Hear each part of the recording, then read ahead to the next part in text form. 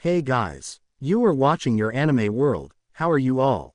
Please support to subscribe this channel for watching new interesting stories. So in this video, we will see what if Deku inherited the world of super science. Here is short summary. After losing all hope, Izuku believes he has nothing left in this world to drive him until a mysterious scientist come along and give him a new path to walk. What will happen to Izuku as he discovers a world of science beyond the modern day? How will Izuku and the world change on the whole? Will he still be able to be a hero in other ways? But before we start, if you want more stuff like this, then be sure to subscribe and like this video. And if possible, share this video with your friends. Now let's start the story. This was the end. At least that's what Izuku thought as he looked over the side of the bridge he was on. Today was the day he'd finally end it all. He has thought about this for a while but says that there was nothing else. He had no other avenue or backup plans. He gave it his all, and honestly, that is the one good thing he could say for himself. But no more. The words off all around him, his best friend and even his idol, all ripped every last shred of self-drive he had left. All it would take was one final step, but before he could, something grabbed his hand. He turned around and saw a man who was red in the face, breathing heavily, and standing on shaky legs. It was obvious he was in a hurry to get somewhere. In his hands was a cluster of papers, but that detail didn't matter as he heard the man speak. "Why, young man, wait," he said breathlessly. Don't do it," he pleaded. Izuku ripped his hand away and snapped, "Why not? What's the point? I have no reason to go on anymore. I have no purpose." "Then let me give you a new one," the man exclaimed. Izuku looked at the man. Near to the verge of tears, he asked in a soft tone, "What? Just answer me this," he told him while collecting the paper in his other hand. Holding them out, he asked, "Did you write these?" Izuku looked at the papers and saw that they were the remains of his old hero analysis notebook. He remembered when he was on top of a building and tearing out sheet after sheet, letting them fly off into the wind. He was also reminded that it was one of the many times he tried to end it but chickened out before finally finishing the deed on this bridge. At least then his body wouldn't be found, just forgotten like he wanted. How? Izuku stammered out. "I saw you when you were letting them fly free. It took a day but I got them all. Then spend the rest of that time trying to find you. And I'm glad I did," he explained. Izuku said nothing as he dropped the stack, making the man quickly retrieve them. Izuku turned around and told him, "You should just forget about them. They're worthless." He said the last part with a shudder. The man looked at him incredulously and stated, "Worthless? What are you talking about? These are amazing." Izuku felt a shiver of pride run up him as the man continued his praise. "Never in my whole life have I ever seen a more amazing talent. Such intricacy, such detail, such passion. You have a truly unique gift, quirk or no quirk," he said with the kindest tone ever given to him. Izuku looked at him with shock and asked, "How did you?" The man then stood on the bridge with him before sitting down and letting his legs dangle as he told him, "I kinda figured it out. A lot of suicides are from the quirkless. You must have been through a lot." Izuku didn't sit beside him, instead choosing to squat and hug his knees as he asked, "Why do you care? I'm just some nobody." The man looked at him again like he was crazy and ranted, "Nobody? Nobody? Young man, you have a gift for detail and analysis on a level that's even better than most valedictorians. You have something greater than any quirk in the world. A sharp mind. And being able to think is better than being able to punch," he told him while poking his head. Izuku felt his smothered emotions break free as he admitted, "All my life, I've always wanted to be a hero. I figured," the man said softly. "But everyone told me I couldn't. That I was weak. But I didn't care if I had a quirk or if it was strong. Heck, I didn't even care about being a popular hero. I just wanted to help people with a smile on my face," he told him, pouring his guts out in thick tears before sniffling back and saying, like All Might," the man finished, making Izuku look at him. The man gave a small chuckle and told him, "Yeah, I idolized him when I was younger." The man then leans back and looks up while telling Izuku, You know, you and I aren't too different. I have a dream that people say is impossible, and I started to believe them." Izuku looked away, wanting to bury his head in his arms, thinking he knew where this conversation would lead. That is until the man followed up saying, "Until I put in my blood, sweat, and tears into my dream and I finally made something. Something I know will change the world."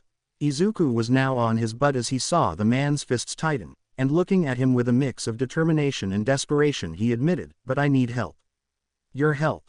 Me?" Izuku asked while pointing at himself. "You say you're hopeless and in the pits of despair without any other purpose in life?" The man asked Izuku while grabbing his shoulders and looking him dead in the eyes. "Then let me give you one. You may not have power but you have brains. And that's the thing that brought us to where we are as a species." He told him seriously before pulling away and bowing to him he begged, "So please young man, become my assistant." Izuku was silent for a long while, which made the man worry he'd deny or jump. But Izuku did neither, he just sat and thought. And after a long thought let one single tear run down his face as he replied, "Being a hero was a long shot. I knew it wouldn't work but I wanted to give it my all." He then looked at the man and stated with confidence, "I accept." After accepting his proposal Izuku was led off and away from the bridge towards the town. Not once did anyone bat an eye towards them, even when on the edge. The man walked close beside Izuku, almost as if trying to protect him or keep an eye on him. While the two of them walked in comfortable silence, Izuku took a close look at his features. He was older than himself but younger than his mother, so maybe 30 or so. He was tall and thin as a twig, especially his legs. He was nearly a full torso taller and he wasn't very short himself.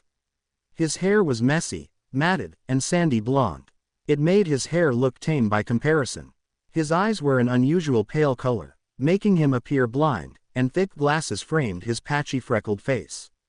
He wore a white lab coat, blue jeans, and green shoes that look a lot like his own. On his chest was a name tag that read, "Hello, my name is Professor Egan Cristallo." After taking this all in, Izuku took a deep breath, which made the professor quiver like an animal getting ready to move, and emptied his mind, allowing himself to go into autopilot and walk with him. After a long time walking, they eventually made it to the more suburban area of town. When Izuku's mind came back from La La Land, he was in front of a modern, yet large suburban home. After looking over the house he turned to his walking companion and asked, "So, this is your lab?" "It's my house, but yes," Egan replied. Izuku's face deflated at this response and replied in an apologetic tone, "I'm sorry sir, but I was expecting more." Egan asked as Izuku turned away, trying not to show his disappointment.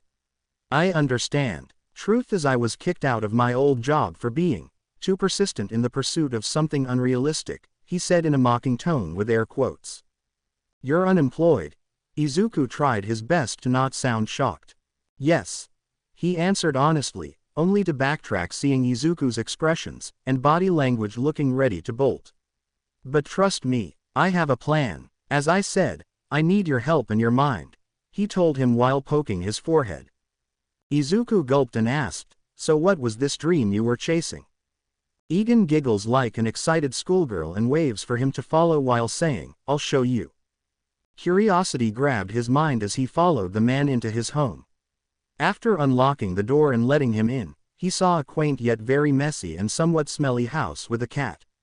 After being led through stacks of paperwork, old takeout and pizza boxes, and many cork boards filled with notes, he was brought to a room that was lined with some kind of metal, and sitting in the center was something covered in a sheet.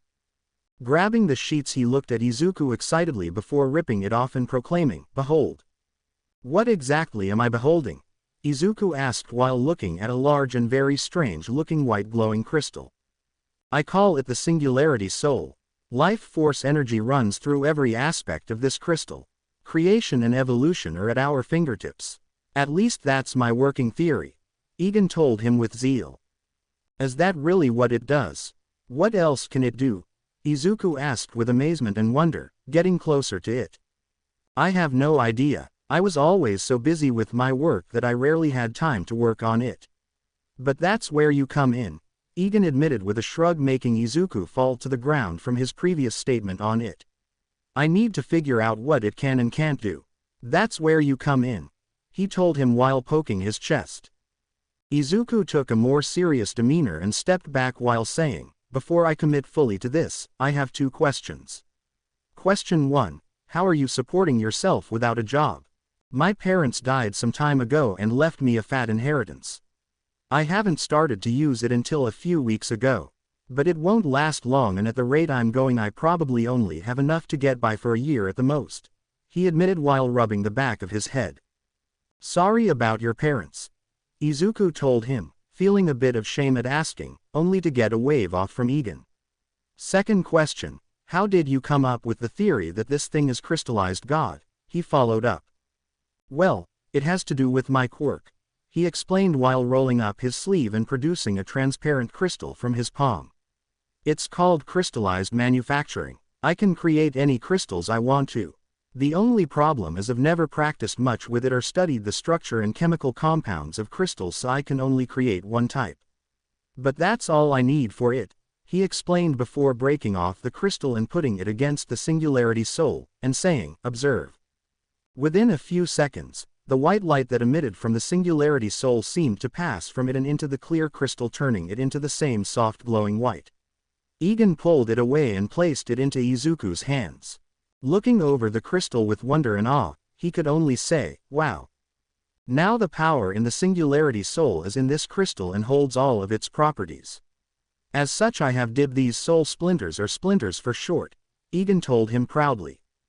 Suddenly a thought crossed his mind and Izuku asked in a worried tone, wait, won't it run out if you keep doing that? I thought the same, but I'm fairly certain this is limitless. He then turned to a closet door and just before opening it said, come and look at this. Izuku looked into the now open door and saw it was a nicely sized walk-in closet lined with the same metallic material in the room with the Singularity Soul. However, lining every available space in the room was an enormous amount of splinters like the one Egan had just made. Holy, wow! Izuku said in awe while stepping into the room that was lit up from the many splinters stored inside of it. Turning back to the professor he asked, how many are in here? 576. 576. Told you it was limitless. Egan chuckled. Izuku licked his lips, his mind racing with thoughts and decisions until he finally made a consensus in his mind. He knew that being a hero at this point was hopeless. He had given up on that to the point of wanting to take his own life. So what other choices did he have? Nothing. But now the winds of fate have blown in a different direction and here he was now. He smiled, looked up at the man, and asked, when do we start? Egan smiled, snapped his fingers, and exclaimed, I like your enthusiasm. Tomorrow, here at my place, after you're out of school. At that moment, Egan saw Izuku's face turn from elation to doubt and finally hopelessness. What's wrong? He asked him. I just remembered, I have school work and tests to do. Izuku grumbled, knowing that school, even with time management, would eat up most of it. Egan thought. He looked at the boy's uniform. Then asked, you go to Aldera High, right? Izuku nods and waves a finger while saying, wait right here. Izuku does as he says and only has to wait for a few minutes before Egan comes back with a plastic bin and plops it at his feet, saying, okay, here you go. Use this to help with time restraints. Izuku opened the tub and saw it was filled to the brim with papers. He took the first one on the top and instantly recognized it. Wait, I know this test. We just took it today, he exclaimed before realizing and asking, wait, is this? Egan nods and tells him, yep. I used to attend Aldera. And before you say anything, of course, it'll work. They never change the curriculum. Ever. Isn't this, cheating? Izuku asked nervously while fidgeting with himself. Even shrugged and offered, maybe. But it's not like they ever gave you a chance, did they? Izuku grips the paper hard and looks away with a deep scowl forming. So use it to coast through everything to get a passing grade so you can spend more time working on the Singularity project with me, he told him with a smile. Izuku's lips quiver and before he could start bawling, he bows deeply and yells, thank you so much. When waves it often pulls him up. He tells him, don't mention it. Now get home and rest up. You've got a busy day ahead of you. Several weeks had gone by since Izuku had started to work with Egan on the Singularity Soul. It was strange at first, to say the least. Izuku was wary of Egan for a long while when he started. He was, strange to say the least. The way he would jump at the most insignificant of things, change his tone and mannerism in severe ways depending on the situation and at the drop of a hat. The way he spoke, many times stuttering or just talking so low he looked like he was just mouthing words, looking off into space with a glazed expression, his reasoning for doing certain things. Overworking himself, overcarrying things to the point it was comical, and so much more. Then one day Izuku realized something. This is how other people perceived him all the time. With that revelation made, Izuku became much more at ease with him. Despite what seemed like the madness of trying to juggle school and research, he eventually came into a rhythm. He'd get up, change, eat, say goodbye to his mom, and head out. After school he'd head to Egan's home and go through the tub of paper to pick out what he needed for homework or answers to a test he'd have to copy down. After this, he'd go into his own designated office space and begin experimenting. After several hours of research and experimentation, he'd go home, eat, bathe, and go to sleep. Hey, Izuku, wow, you sure are focused. Found anything yet? Egan asked as he walked into Izuku's office space. Coffee mug in hand he saw Izuku looking through a microscope and then skimming his computer before writing something down. Without looking up from the device he answered, just looking over its structure and chemical compounds to cross-reference anything that matches up. How is that going? Egan prompted him while looking over at his notes which were just about chicken scratch. Izuku sighs dejectedly and tells him, not well. It doesn't match up with anything, at least on Earth. I had a feeling it might be alien, Egan said with a chuckle while taking a drink. Then a stray thought crossed his mind and he turned around to ask, where'd you find this anyway? Egan got a serious look on his face and put the mug down. Two things that were never a good sign. Then he interlaced his finger while putting his thumb under his chin and finger over his nose, yet again another bad sign, and Izuku knew he was in for a ridiculous story. Well, back at the laboratory, a small group was sent out on an investigative dig site from a crashed meteor, myself being amongst them. Anyhow, I unearthed the crystal in a completely different site far away from the meteor crash site. They told me it was just a really big crystal formation but allowed me to take it back anyway, he explained while forcing a smile. Izuku looked at him, then at the crystal fragment he had under the microscope, then back at Egan where he asked, so how'd you manage to get it back here? I kinda stole it, Egan admitted while twiddling his fingertips. Izuku blinked, then his face fell as he replied, I don't know what I was expecting. I'll run some tests on it and get back to you on my findings. Then one day, Izuku stormed into Egan's office, causing the man to spit his coffee and knock over stacks of paper as he was typing on his computer. Running up to him in a frenzy he began his absolute nonsense spree. Sir, Izuku yelled while barging in. What, Egan answers while trying to calm himself from the shock. Crystal. Yes. It did. Okay. Enough of the SpongeBob references. Just tell me what it is that happened. Egan told him firmly while grabbing his shoulders.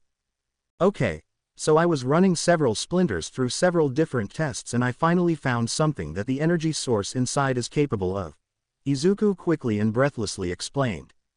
Egan then sat back in his chair, straightened himself and his coat out, sat with legs crossed, and stated, okay, start from the beginning and leave nothing out. Izuku nodded and explained, so first I took several of the crystals and placed them into jars completely submerged in several different substrates. Blood, urine, sweat, saliva, tears, and, he dropped off. And, Egan prompted him. Semen. Izuku admits with a cough. Egan blinks at him before sighing and saying with a shake of his head, maybe I shouldn't have asked for the details, but go on.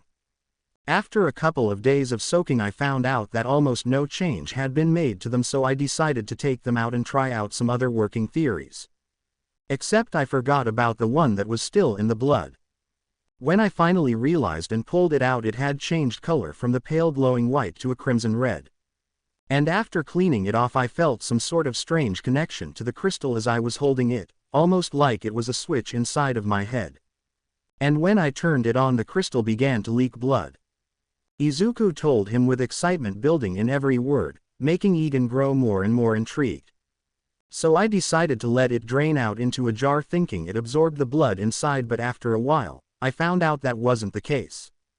Instead of just expelling all the blood, it continually kept making more and more. When I retrieved the crystal, I felt the same connection again and flipped the switch off, and the crystal stopped producing the blood. Egan's eyes widened at this revelation but didn't say anything till he was done. So I decided to do the same thing, but this time I put several into different jars filled with medicine. Liquid aspirin, hydrogen peroxide, burn cream, and alcohol among a few others. Anyhow, after leaving it inside of those medicines to soak for about 5 days, the same thing happened like the blood crystal. I was able to turn them on and they produced all the substance in consistent amounts with no signs of running out, Izuku exclaimed with his arms in the air, pure zeal taking over every word. Incredible! Egan jumped up from his chair with him before being struck with a thought and asking, did you try to make the blood splinter absorb anything else? Izuku nods, then tells him, I did, but nothing. I also found the splinters are very fragile and if broken it stops producing the substance. Egan raised an eyebrow at this and stated, fragile. I have a hard time breaking these things when I make them, even with the energy inside of them. I guess they become more brittle when they absorb something, Izuku guessed with a shrug. Did you find anything else? Egan asks again. Izuku nods and takes out a clipboard, and after flipping a few pages he tells him, yes, I've tested a few with other states of matter. For solids, no results no matter what I try. For gas, it works so long as there are no other air particles in the homemade vacuum chamber I made. As for plasma, the only thing I could think to do is try to directly conduct it to a power source, and now it generates its power signal. Egan blinks before exclaiming, you caught lightning in a bottle. Izuku looks off to the side while making an uncomfortable expression while replying, I guess. But I would like to try that one day. As of now, it's just enough to power a few appliances, any more and it'll shatter. Izuku, these are, Egan suddenly said, his expression and face growing dark, making Izuku shudder and resend on edge. All before he exploded into a smile, grabbing the boy and lifting him in a hug while saying, amazing. I can't believe you discovered so much in just a few weeks. It would take university students and professors months if not years to do what you've done and make results. You should be proud. Izuku couldn't help but smile back as a king of pride and joy swelled up in him. Once he was let down, he told the professor, there's one other thing. Egan raised an eyebrow at this, letting him continue. When I was in close proximity to one of the splinters, without anything absorbed into it, I found myself far less fatigued than what I do when I'm not. So after putting it through your radiation detector, I found it gave off a sort of harmless radiation, Izuku explained. Egan placed his fist into his palm and stated like a revelation, I have been wondering why in the world you seem to be so full of energy all the time despite the work effort you put in. Having said that, I don't want you to abuse it. Who knows what could happen with long-term exposure. Izuku nods in agreement as Egan backs away from his previous scolding mannerisms. On the offhand, with a bit of tweaking, we could go completely off the grid. And on the other, he draws out while thinking of to the side and telling him, I think our money situation has just been solved. How so? Izuku questions. Egan sits back in his chair and thinks a bit more before coming to a consensus in his mind and telling the teen, I'm gonna use most of my resources to get some medical drugs and other such things. Izuku, I want you to make splinters of each one. After that, we're gonna go dumpster diving and getting into contact with as many hospitals and medical providers in Musudafu. Izuku nods rapidly and states, I'll do my best. A couple of weeks later and the two scientists set out to do as they said. With Egan's connections, he was able to acquire medical-level drugs and other medications alongside many other types. Once they had it, Izuku set to work making sure that each other would be copied into an individual splinter. The whole process would take 5 days, so they set off on their other chore. Going down to a beach that was covered in junk, the two of them rent a pickup truck and spend the next 5 days taking plastic water cooler jugs back to Egan's house, washing them out, and then returning to do it all again. They even managed to find a huge fish aquarium that was in near perfect condition. After having all these empty containers, they set to work on the most tedious part. Filling each container with a different medicine. It was hard for them to figure out when they were filled, even when away, so they made a sensor that would go off to a wireless alarm when they weren't home or paying attention. They even took the time to experiment with one of the splinters, making it fill over a dozen water cooler jugs in the fish tank. And to their surprise, it did just that without any signs of stopping. While the filling process was happening, Egan went around calling every hospital that would listen to come to a showing at a theater that he rented out. A few weeks went by and everything was finally set up. Egan stood behind the stage with a mix on his ear and nodded to Izuku, who was on the other side of the stage. They had practiced this situation for days on end, and now they were ready to sell their new miracle product. And hopefully, they would bite. Egan walked out from the curtain and the theater grew quiet as he addressed the crowd. Ladies and gentlemen, CEO and managers of many medical facilities, thank you all for taking the time out of your busy schedules to come today. He complimented them, getting a thank you round of applause in return. He raised his hand and the clapping stopped. Once they all went quiet, he spoke. Now I bet you're wondering why you should even give me 2 more seconds of your time for asking you to come out here. Well, I'm glad you think that. Because I have a little something I'm sure all of you will be wanting to clamber over each other to get. What is that, you may ask? I'll show you. He then reaches into his lab coat pocket and pulls out a splinter that was colored off-white, proclaiming, "Behold." The splinter. Number reaction from the crowd, just confusion. So he continues telling them, "This small crystal, made with my quirk and infused with a special energy source, is capable of recreating any liquid or gas-based substance after prolonged exposure. This one in particular contains a mixture of lidocaine, bupivacaine, mepivacaine, and nitrous oxide, or as I'm sure most of you know it, anesthetic gas in liquid form." At the sound of this, the whole crowd broke out into loud conversations amongst one another and to the professor, who had to calm them down, telling them, "People please, no questions until after the showcase, and I'm pretty sure I'm about to answer all your questions and concerns. First off, a demonstration. The splinter needs a mental command when in physical contact to activate it. Doing so will cause the splinter to leak out its content." To show what he meant, he took out a glass beaker from his pocket, turned on the splinter, and placed it inside the moment it started to leak. He left it to sit in his hand, holding it out for the crowd to see as they all watched it with massive intrigue. After a few minutes, the beaker was completely submerged in the liquid. Egan then took out the splinter and turned it off while placing the beaker on the ground and telling the crowd, "As you can see, the splinter has filled this cup in a short time." A few mutterings went around, but Egan continues, saying, "Now I'm sure you are all thinking that it will run out, correct? Well, allow me to put your minds at ease. This particular splinter has been put through extensive experiments and we have come to show what has been produced consistently over a period of 2 weeks." Egan clapped his hand and Izuku started to bring out small push carts with water cooler jugs filled with the same fluid in the cup on the floor. Izuku kept going back and forth, bringing out jug after jug until he took a few minutes to bring out the fish tank, filled it to the top with the same fluid. At this sight, the crowd once again exploded into talking and excitement. Some are even trying to offer money. But Egan put a halt to their jabbering and explained, "However, I must warn you that they are extremely fragile. Observe."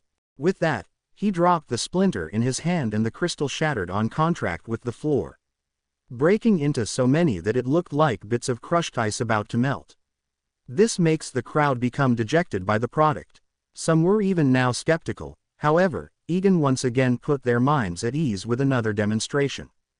And for those of you who are still unsure if what I just brought out was the real deal, perhaps a demonstration. He then clapped his hands and Izuku brought out a hospital gurney with a man that looked like a pig laying on it with his back supported up so he could see and be seen. Next to him was a heart and brain monitor.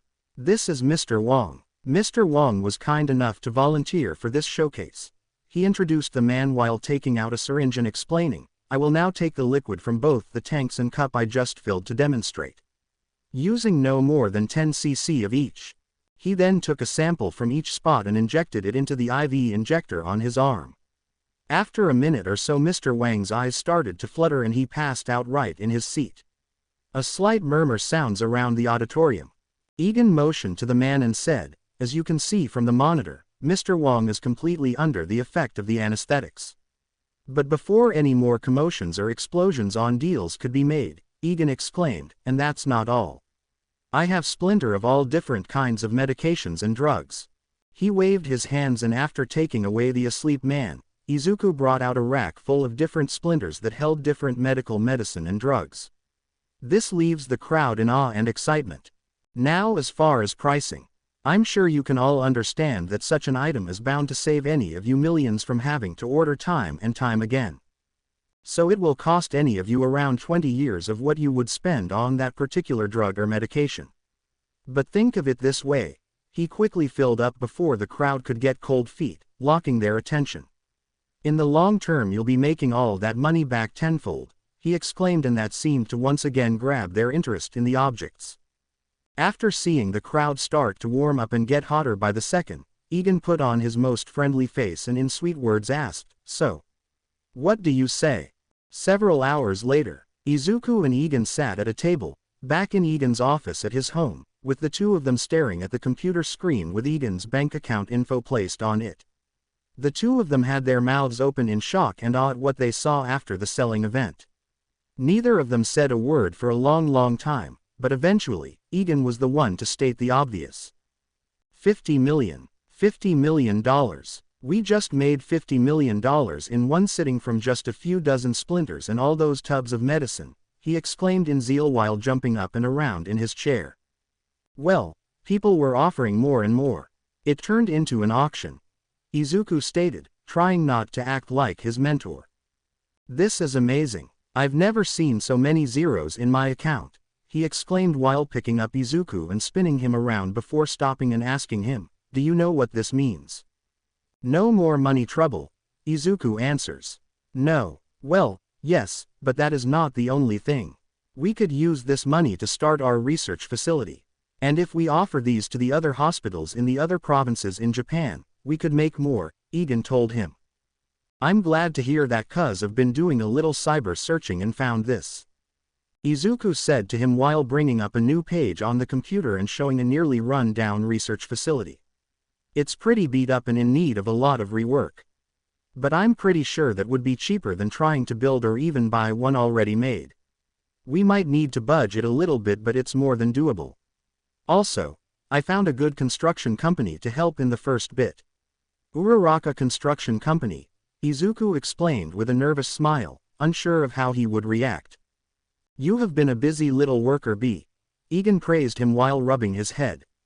"Of course then comes the expenses of trying to get new equipment, paying for bills, and employees. We need to find a more sustainable way to make money, at least until we can get our feet off the ground," he told Izuku. "Oh, I have a few ideas for that," Izuku excitedly proclaimed. Egan smiled at this before his face turned into one of foresight and asked, "By the way, kid, have you told your parents about what you've been doing? I can't believe I haven't thought to ask this before, but from an outside perspective, you spend so much time with me does seem strange, to put it lightly." Izuku's expression shifted and he admitted while avoiding eye contact, "No, I haven't told my mom." Egan shucked air between his teeth and told him, "That's bad.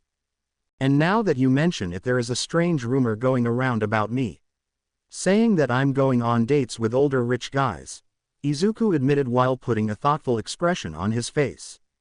"Ew, I don't even like to date people my age, forget somebody younger," Egan shivered with disgust while saying, "We need to fix that." "Yeah," Izuku admitted, already feeling the weight of responsibility hit him. How in the world would he be able to easily explain all of this to his mother, and how would she react, or would she even accept it? Only time could tell. In the meetup date, Izuku sat at his dinner table, silent in his thoughts as his mother made them a hot meal. He played with his fingers, lost in his thoughts and emotions about what he should do. It has been decided that they should confront their problem head-on. But saying it on paper was far easier than putting it into practice. The plan was to ease her into what's been going on before getting into the heavier stuff. This is where he was now, waiting for an opportunity, or rather just to work up the nerve to say it. He sighs and decides now would be the best time, especially since Egan would be here soon. So, Mom. Izuku starts as his mother just hums in reply. He gulps and finally admits, you know how I've been telling you that I'm doing after-school activities, which is why I'm always coming home so late. Another him, and he takes a breath before relenting. Well, I was lying. I figured. She said back. Izuku's eyes shot wide open as he stared at her, mouth gaped in shock, and he blabbered out, wait, you knew. She giggles and tells him while looking over her shoulder with a smile, I'm your mother, sweetie. You can't hide anything from me. So what have you been up to? Well, it has to do with the friend who I told you would be coming over today, Izuku told her while looking at the third plate setup. Before he could continue, there was a knock at the door, and Izuku told her, that must be him. Inko turned off the stove and slipped off her oven mitts as she followed her son to the front door. Izuku unlocked and opened it while introducing, Mom, I'd like you to meet. Before he could finish, Egan stumbled through the doorway, clearly leaning on the door in the best business suit he owned. A thick stack of papers was in his hands, and he tried to stay on his feet and prevented himself from letting the osiers go everywhere. Once he fixed himself, he adjusted his glasses, looked at the short puggy woman, and stammered out in a half-exhausted mess, hello Mrs. Izuku, I'm Processor no wait.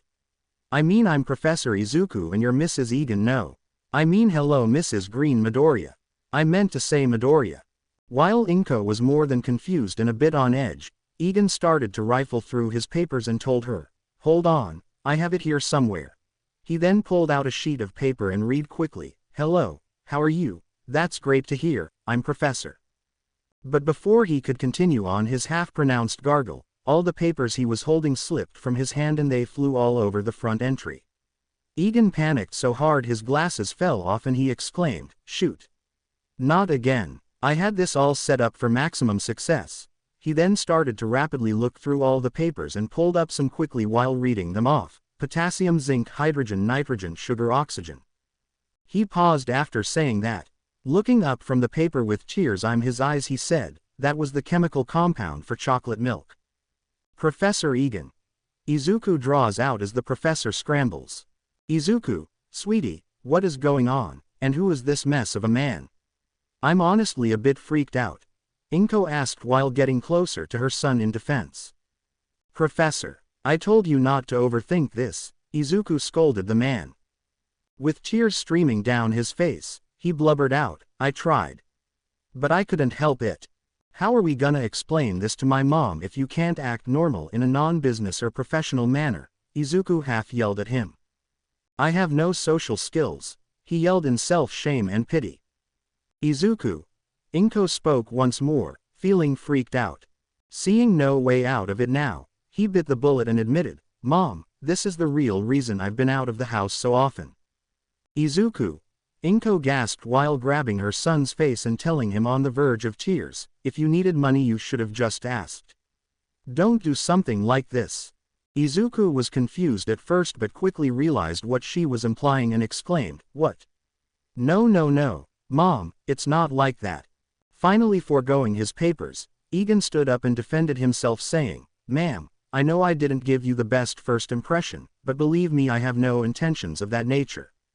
Then what has a 30-year-old man and my son been doing all alone for several weeks? She assumes back while putting herself in front of her son.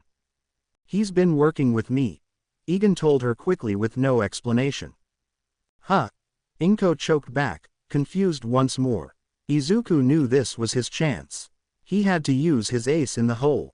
If he didn't, his mom would go for the phone and everything the two of them had been building would be destroyed. So he took a deep breath and readied himself. Mom, I don't want to be a hero anymore, he said out of the blue. What? Inko asked, stupefied by the proclamation. She turned to her son and held his hand. She asked him, Izuku, baby, what happened? You wanted to be a hero for as long as you could walk and talk. Why would you suddenly change that?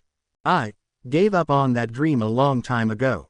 It's not worth it anymore, Izuku admitted while looking away. Izuku, Inko said in a small, shaky tone. Mrs. Midoriya, ma'am. Egan butted in as respectfully as he could with a few papers in his hands.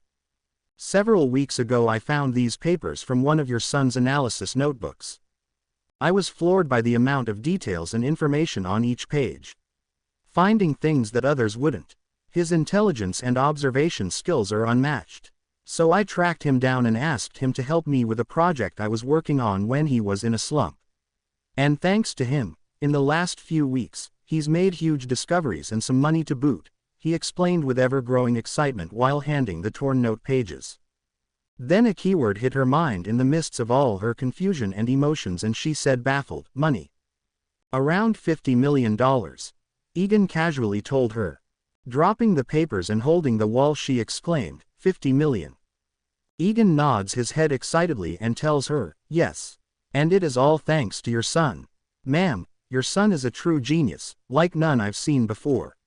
He has a gift that so many neglect or fail to gain. Your son is amazing. He then started to get on his knees and told her while bowing and half yelling, so I ask you, no, I beg you. Please allow your son to continue working with me. He could change the world. Inko was silent for a long while, allowing everything to sink in before turning to her son and asking, Izuku, is this really what you want? He nods and tells her with full sincerity, it is. I don't think I've been so sure in a long time. She sighs and holds her son. She relents, then I guess I'll have no choice but to support you. Oh thank you, ma'am. Thank you thank you thank you, Egan practically yelled from the floor. But you know my son is still in school, Inko asks as he brings up his head. We've taken care of that, Egan tells her. He doesn't have the right certifications. Inko argues back. He can work on his degree while working with me. I know of some websites that allow you to get a legal degree, Egan assures her. He's about to start high school, she continued. I never really made it through high school myself, he admits. Inko thinks it over then barters, I want him home at a more reasonable time. Trust me, I've been trying that myself. Egan rolls his eyes while glaring at Izuku, who looks away. I want you to pay him, Inko tells him. Egan nods to this and tells her, I was already planning on that. Once things got up and running and he had his degree, I was gonna make him vice president. My son, a vice president, Inko gasps while holding her chest. Her lips then begin to quiver and before either of the two men could act, Inko begins to shed tears like a faucet. Taken aback by this reaction, Egan jumps up and steps back a bit. Hey, are you okay? He asked her. Mom, please stop crying. Izuku begs her as he too started to cry the same as her. Making Egan think this was gonna be a long dinner. Which it was. Izuku and Egan sat at his kitchen table with the room constructed into a mock meeting room. There was a large whiteboard hanging on the wall with Egan at the front and Izuku sitting at one of the 4 chairs around the dinner table. Egan with a pointer stick in hand and many colored dry erase markers in hand points to the board with a crudely drawn American dollar. Well, Izuku, we have a problem, he told him while pointing at the drawing. Money? He questioned while looking at the drawing.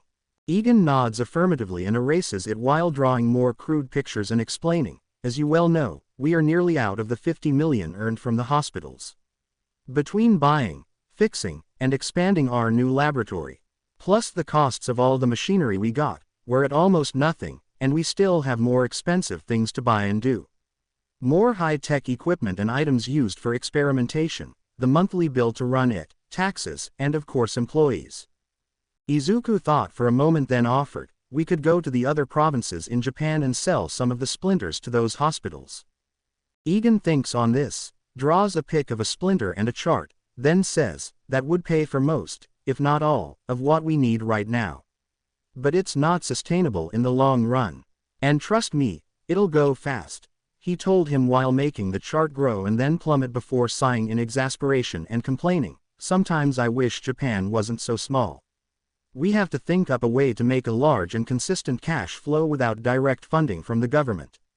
Izuku nods and says seriously, last thing we need is for them to get their hands on what we have. Egan nods back and states, I agree. The less the better. Until we are more assured in our funds, what ideas do you have or what discoveries have you made? Izuku takes out his notebook and flips through it while telling him, do you remember how one of the splinters absorbed blood and was able to reproduce it?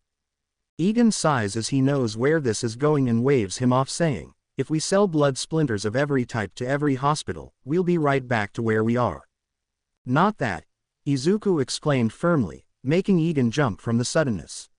Izuku sat back down, calming himself and saying, I mean, do you know of that one person who's been making rounds in the medical world, the one with the unique blood quirk? Egan raises an eyebrow, thinks, and then realizes what he means. Then answered an explanation, the man with a blood quirk that instantly changes to any blood type it comes in contact with, even rare ones. The blood can even replace diseased or cancer-ridden cells. The blood that's more packed with cells per square millimeter than any high-altitude animal on the planet. I know about him. If we could get a sample and put it in a crystal, we could sell it off in individual blood packs along with every other blood type, Izuku offers with excitement. Egan smiled at seeing the kid's far thinking and smiled sadly before informing him, normally I'd agree with you, however, there's just one glaring problem. Getting that blood is near to impossible. He's constantly hounded by every hospital just for even a syringe full of his blood. People pay him oodles of money just to get some of it. We'd have to pay him a good chunk of our 50 million just to get a small sample.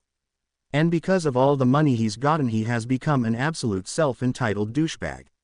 I mean, samples of his blood on the black market go for hundreds of thousands. Sometimes even millions. I don't think we have to worry about that, Izuku tells him while reaching into his coat and pulling out a vial filled with red liquid. As that? Egan asks while coming to him and taking the vial. Looking it over he says while ruffling his hair, shut up. But wait, how did you? I had to get my hands dirty, and face, Izuku told him while looking away while rubbing a black and blue spot on his cheek. Egan's eyes widen at this, and he looks over at Izuku, seeing the many injuries that he covered up with clothes or makeup. He asks in a terrified voice, Izuku, what did you do? You know how he's prejudiced, Izuku tells him. I'm aware. He's one of those quirkist bastards. Seriously, what did you do? Egan asked in a concerned and fast tone. I bumped into him by complete accident after he got kicked out of a bar. I tried to sweet-talk him, but he wouldn't have it, Izuku began to explain. Egan bit his fists and said, I don't like where this is going. Then I told him I was quirkless and he started to beat me, the teen finished off while looking away. What? Egan shouted in shock. But I defended myself, and in doing so I got a sample, he tried to reassure the man while holding the vial like it was gold. It took hours to get rid of all the alcohol inside of it. But it's a pure strain, he said in an excited tone. Egan grabbed his shoulder and asked him in worry, Izuku, why did you do that? He could have killed you. I was prepared. We needed the money, Izuku argued back. Egan rapidly shook his head and told him, that's no excuse to purposefully put yourself in danger. There were other ways we could get money without you getting hurt.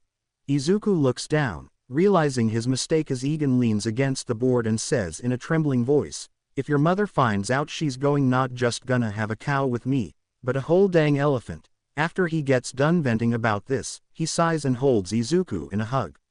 He asks, just promise me you won't take any risks like that again.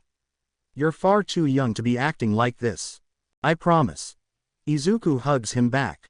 Egan pulls away and says to him, good. Anyhow, this will help us subvert much of our costs, but we need more. We can only sell these at maybe a couple hundred a pack. Then of course that super helium we've managed to make with one of the gas splinters. I have one other idea that I have sort of put into practice, Izuku admitted as Egan walked away to think. What else have you been doing behind my back? Egan said in a joking tone. Izuku pouted and argued, I haven't been doing anything behind your back. You're just never there to watch me. Egan sighs and tells him, Well, I am the one who's in charge of making sure we don't go into the red. We'll discuss this later, but for now, tell me what it is you've done. You know how the crystal radiates a kind of radioactive energy? Izuku asks him as he nods in return. Well, I decided to see what would happen if something was exposed to it for a long period of time. Oh god, I don't like where this is going, Egan says under his breath. IU waves his hands and tells him, no, it's okay, I promise. I just used a pigeon for an experiment. Egan blinks and states seriously, Izuku, the last thing I need around here is some giant laser shooting murder bird. Do you see one? He sassed back.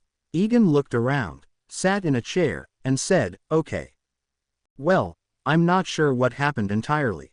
Whether it evolved or devolved or even genetically morphed, Izuku ranted off. Getting concerned, Egan asked him, Izuku, can you please just get to the point? You're starting to freak me out. Izuku then went to another room, came out with something behind his back, and brought it out while admitting, I made this. Placed on the table was a creature that was a bird, about the size of a turkey, but not one. Egan blinks, adjusting his glasses. He leaned in. After making sure he wasn't just seeing things, he sat back, not taking his eyes off the bird, and stated, okay, first off, that's the least bad thing I could have expected. Second, is that what I think it is? He exclaimed while pointing at the bird, spooking it and making it run. Before it could Juno off the table, Egan grabbed the bird and examined it all around while saying, I mean, it makes some sense. Dodo birds and pigeons are biological cousins, with the dodo being large and flightless. Also, how did you hide this from me?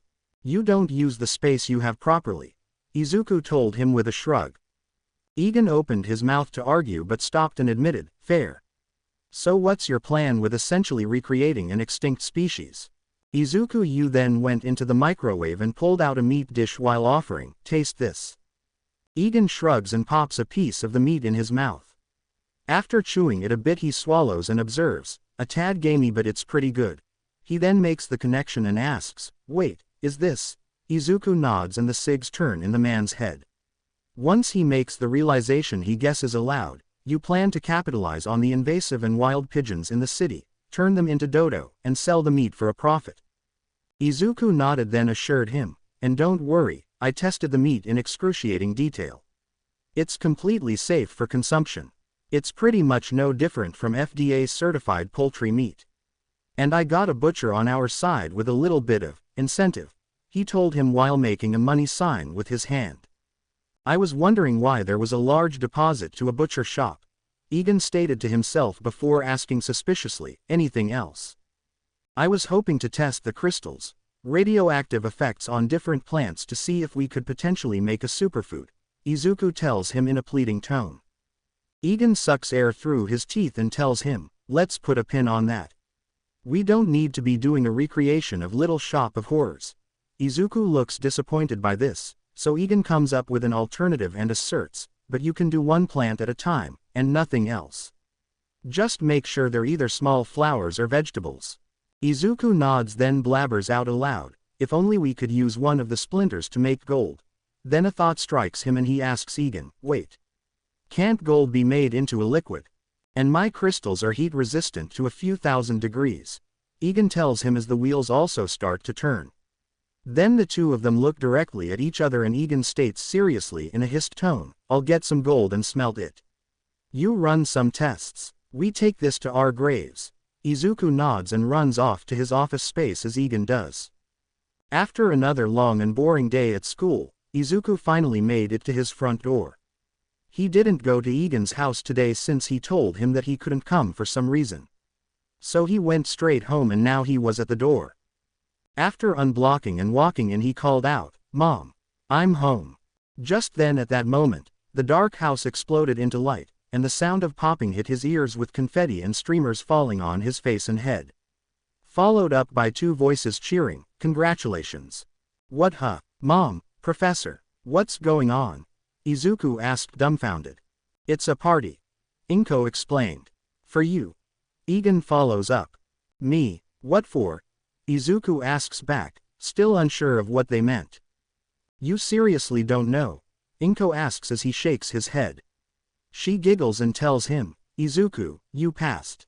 Egan saw that Izuku didn't understand, so he jumped in and exclaimed, you passed your last test and aced it. You officially have your 4th degree. You have a doctoral degree. You can officially, and most importantly, legally work for me. I thought I was still at 2. Izuku stated, still a bit confused and overwhelmed. I honestly wouldn't be surprised if you didn't try to shoot straight for an honorary degree. Egan praised him. It's also the day that your research facility has finally completed construction, Inko told him. This finally snapped Izuku out of his funk and he exclaimed excitedly, wait. For real? That's awesome. It's also your graduation day, Egan added in.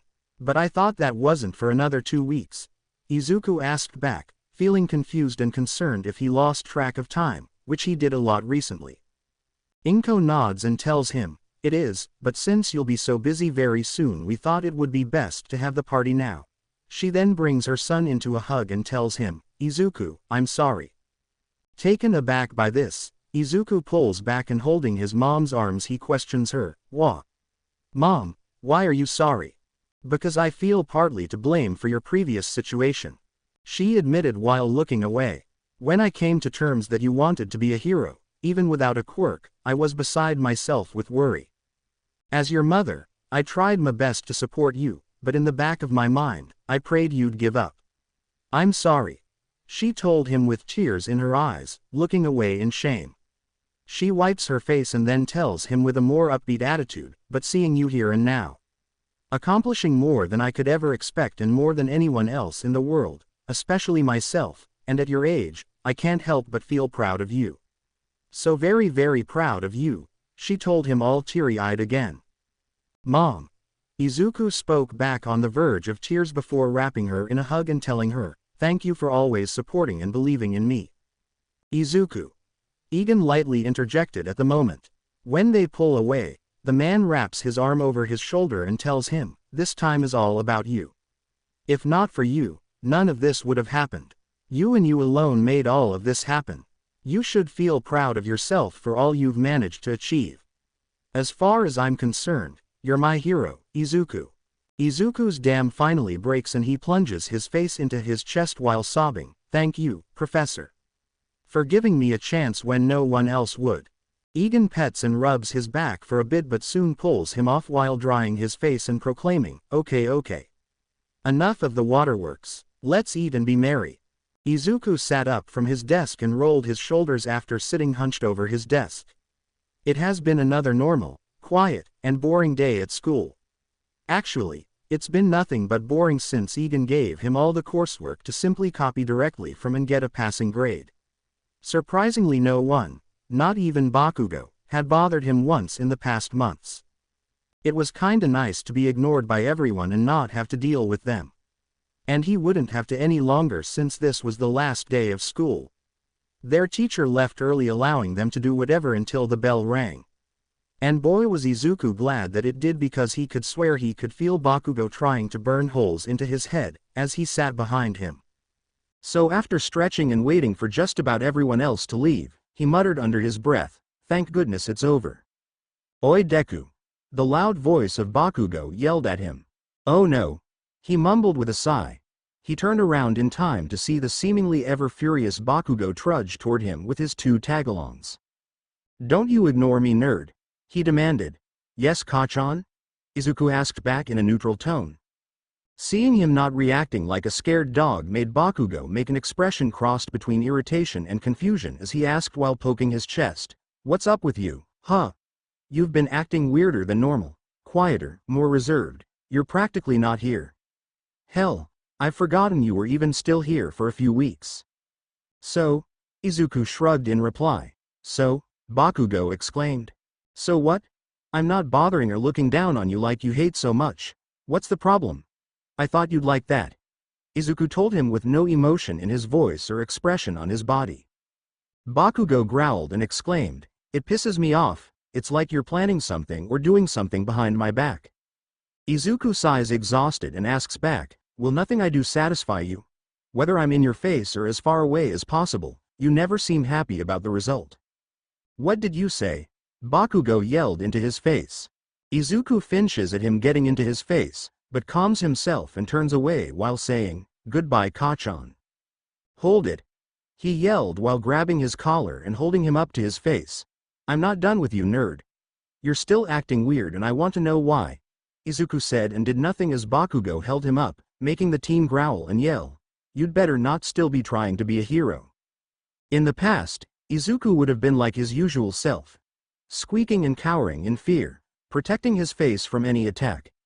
But ever since the day that Bakugo told him to, he's become completely numb to anything he could do or say. It didn't affect him anymore. The fear he had no longer controlled him. And Bakugo couldn't use it to control him either. "I'm not," he said in a cold, calm voice. "Well, you'd better." "Wait, what?" Bakugo suddenly fell off his anger and went straight in flabbergasted. Izuku sighs again, pulls off his hand, and yells at him, "I'm not Kachan. I give up. You were right and I was wrong. You win. Happy now?" "I what? Why?" Bakugo blabbered out while taking a step back. This time it was Izuku's turn to demand back. "Why? Why do you care? You've never cared before, so why start now?" Bakugo took another step backward, completely confused as to what was happening as Izuku continued, "I've stopped trying to be a hero, okay? You'll never see me again. You won't have to deal with me again. Isn't that what you've wanted?" Bakugo said nothing in return. Just stared at him with his mouth open in shock. Izuku dropped his arms and told him, "And you know what? For whatever it's worth, I'm glad I won't be seeing you again." Izuku grabbed his bag and just before walking past him, said, "See you never, Kachan." After leaving the school, Izuku made a beeline straight for the newly constructed research facility. It took him about 30 minutes by foot, but only because he was thinking so much about what just happened and how it would affect things from here. But before he could get any more lost in his mind, he arrived at the front of the facility where Egan called out to him. "Ah, Izuku. There you are. I and your mother were getting worried," Egan exclaimed as he waved over the boy, his mother standing beside him. Izuku turned his head after trotting over to them, saying apologetically, Sorry, I was kinda dragging my feet." "Did you have a good last day? Sorry I wasn't able to come to get you." Inko apologizes to him as well. "It's okay, Mom. We're here now," Izuku assures her while changing the subject. Then a sharp ahem grabbed both of their attention and they both looked over to Egan, who had a large set of scissors while standing in front of a large sheet of paper that covered everything in the front 8 feet up. "Well then, without further ado, lady and gentlemen, might I present to you our brand new research facility?" Egan cried out while cutting the banner and exposing the new building for the two Midoriyas to gawk at. The building is what you would expect to see out of a research facility. A huge building with squared-off everything, made of white stone from the outside, with huge glass windows and more offshoot buildings that had almost no sort of distinguished marks, nearly uniform to everything else. All except the front, which was the most creatively designed part that had stone stairs leading up to it as it stood on a raised surface. As they stood in awe of the building, Egan came up. Izuku sighed and placed a hand around his shoulder while motioning to it. He said, "Look at it, Izuku. This is the culmination of all of our hard work. Together we're going to make some big discoveries and even bigger changes. I hope to see it through as long as I can," Izuku told him with a smile. So do I, Egan agreed while looking up at seeing a long-time part of his dream come true. Wiping a tear from his eyes, a thought crossed his mind and he asked, "Say, what do you want to start on first?" Izuku thought for a moment, looking like he didn't want to tell, but finally opened up and said, "Well, I'd like to do more experiments with the Singularity Soul's radiation on plants and animals for starters, and Egan questions him after hearing the boy fall off. Izuku shook his head and waved it off while saying, "Never mind. Forget it. What about you, Professor?" Egan placed a finger to his chin and answered, "Truthfully, I'd like to figure out a name for this place. You got anything?" Izuku thought about this for a minute before finally offering, "How about? This is Dr. Izuku Midoriya reporting from the Neo-Icon Phoenix Research Lab, or NIP for short, performing and recording our first experimentation on the Singularity Soul and the effects of its radiation. The first subjects I will be using for this experiment are different kinds of plant life. My previous attempts at this experiment back in Professor Egan Cristallo's home were less than ideal. Allow me to explain. Since we did not have the proper technology or facilities that could amicably be used in case of some sort of emergency in which a plant becomes too dangerous, the professor had strictly forbidden me from doing multiple experiments on those of much larger plants. Instead, have me do it on smaller things such as flowers. Unfortunately, after a time of being subjected to the Singularity Soul's radiation signature for long periods even in the most compatible conditions, they would all die within days to hours. The longest living specimen I had was a bonsai tree that only lived for about 1 week after prolonged exposure. Hopefully, in the future I will be able to adjust the radiation from the crystal so smaller plants may be able to survive and show some sign of change. In saying that, we now have far more resources and the facilities needed to combat any sort of unforeseen hiccups. Anyway, the first batch of plants I've used are as followed.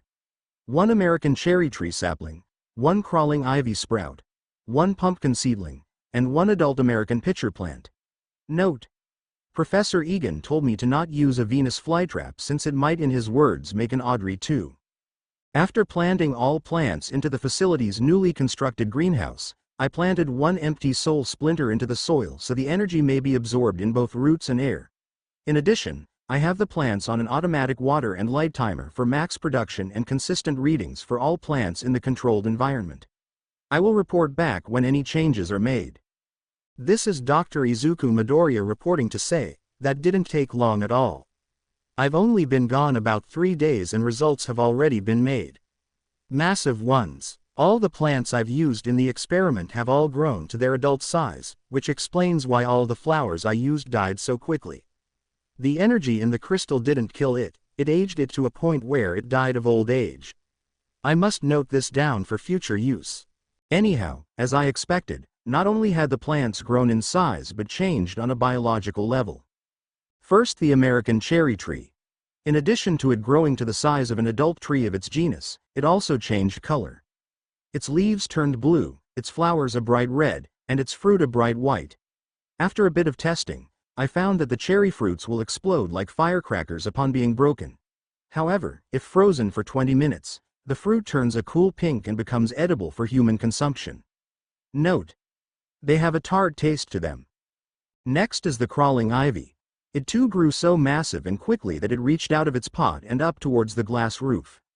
When I attempted to cut them back, several vines wrapped around me and began to tickle me relentlessly. After freeing myself, I took a leaf sample and saw that it was covered in a toxin response to the tickle response in our skin, using it as a defense mechanism. Note: use fire at a distance. Then we have the pumpkin. Unlike regular ones which simply grow a few pumpkins on one vine, this one grew several dozen tiny ones on a single vine and from a single flower. After some analysis, I found that not only were the new mini pumpkins the size of cherry tomatoes, but they tasted very sweet. In addition, when touched, they emit a faint purple light. After a round of different tests, I discovered that when they are broken off from the vine and blown into the stem, the pumpkin will begin to inflate like a balloon. And contrary to what I thought before, no matter if the gourd is broken, bruised, or cut, it will not deflate. It will keep its size and continue to swell up with more air pressure so long as its stem is intact. I even put it through a high-powered air press pump and made it swell up to 14 inches in diameter. I would have let it go longer, but I theorize it may not have a size limit. Note: this could help the worldwide hunger crisis. And finally, the American pitcher plant. Boy, did this one change. Not only did it awfully reproduce, but grew far bigger than any currently known pitcher plant species. In addition, it gains several larger back leaves and a new set of vibrant colors on said leaves and its body. Its innards make a very sweet and insisting aromatic that even I was drawn to. When I got within 30 feet of the plants, they began to rustle and bristle their leaves. As they did so, the waving and vibrating colors began to induce a sort of hypnotic effect, and with the sweet smell dampening my senses, I began to walk toward it. Luckily, I managed to break out just in time. Though even if I had gotten too close to the plants, they were still far too small for me to fit in. And couldn't move any other part. Note: I'm really glad I listened to the professor's no Venus flytrap rule. From this data alone, I now have several working theories on what may have happened. I will attempt one more mass test and see what happens from there. I will update again when I have started the process. This is Dr. Izuku Midoriya reporting again on the next round of experiments. So a day has passed and I've set up the next round of experiments.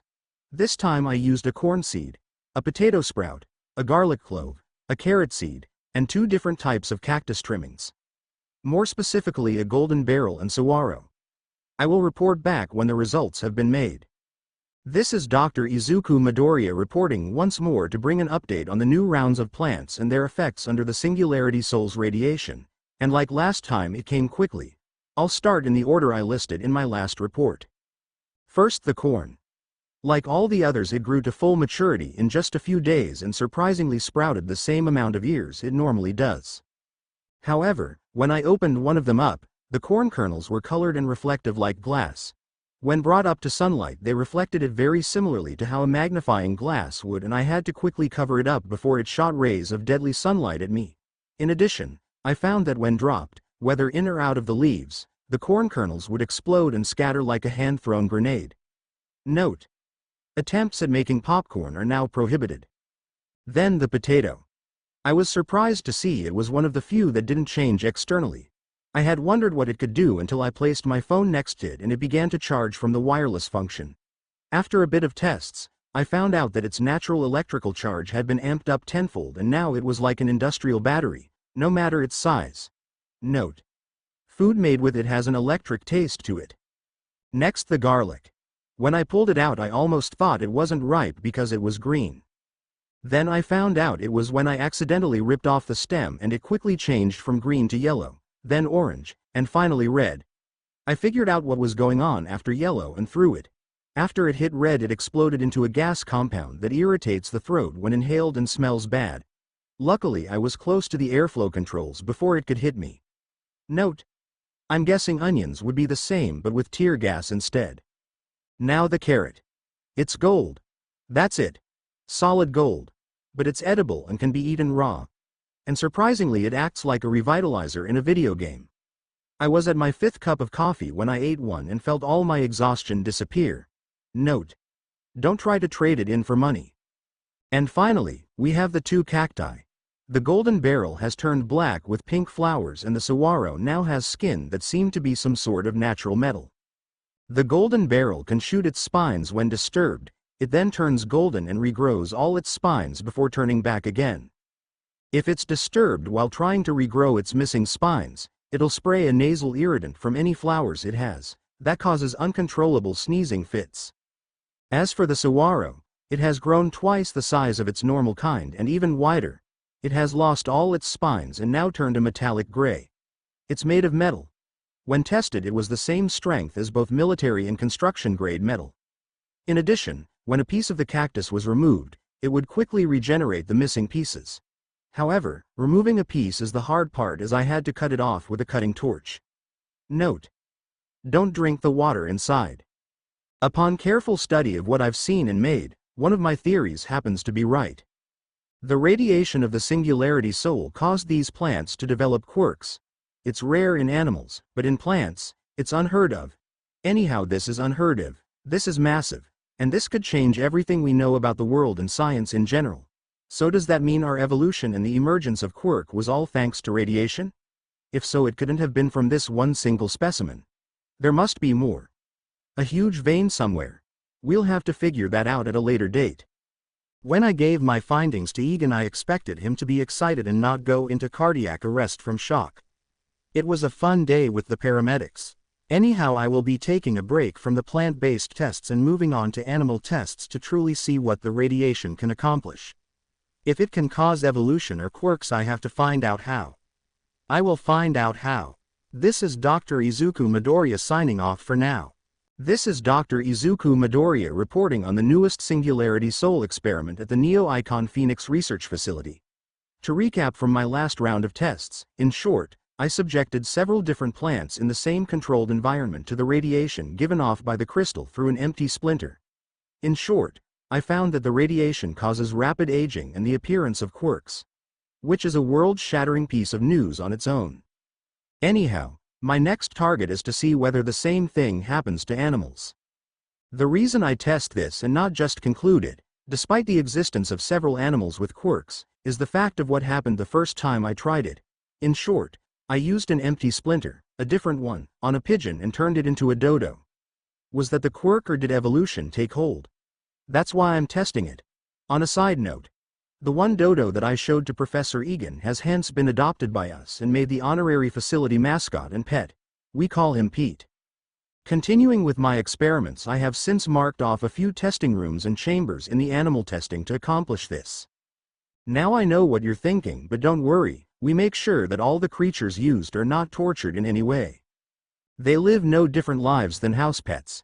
Having said that, I decided to start small and use an order male ant farm. After some words with Professor Egan, he convinced me to do it behind a sealed chamber door lined with thick metal.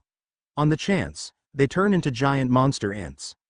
With that, I set a splinter beside them and waited. Luckily I didn't have to wait long, since they all died a few hours later. I can only guess that, like the flowers and their ages, they were unable to withstand the radiation and overaged to death. I'll have to use something a bit bigger. So for the next set of experiment I have decided to use two different subjects, a common pet store goldfish and a koi fish. Both subjects were placed in the same divided aquarium with the splinter in their vicinity. I will report once any changes have been made. This is Dr. Izuku Midoriya reporting again. The results have finally been made with the two fish after just 3 days. In short, the pet store goldfish is dead, unsurprisingly, and the koi fish now shimmers when exposed to direct sunlight. Note: these could make for good decoration at the entryway of the research facility. From this, I can only conclude that the effects of the radiation are entirely dependent on the size of the creature and not what kind of creature it is. The next round of experiments will be subjected to amphibians and birds. I will report back as soon as I have everything set up. Okay, I finally managed to get my hands on all the necessary animals needed for this next test.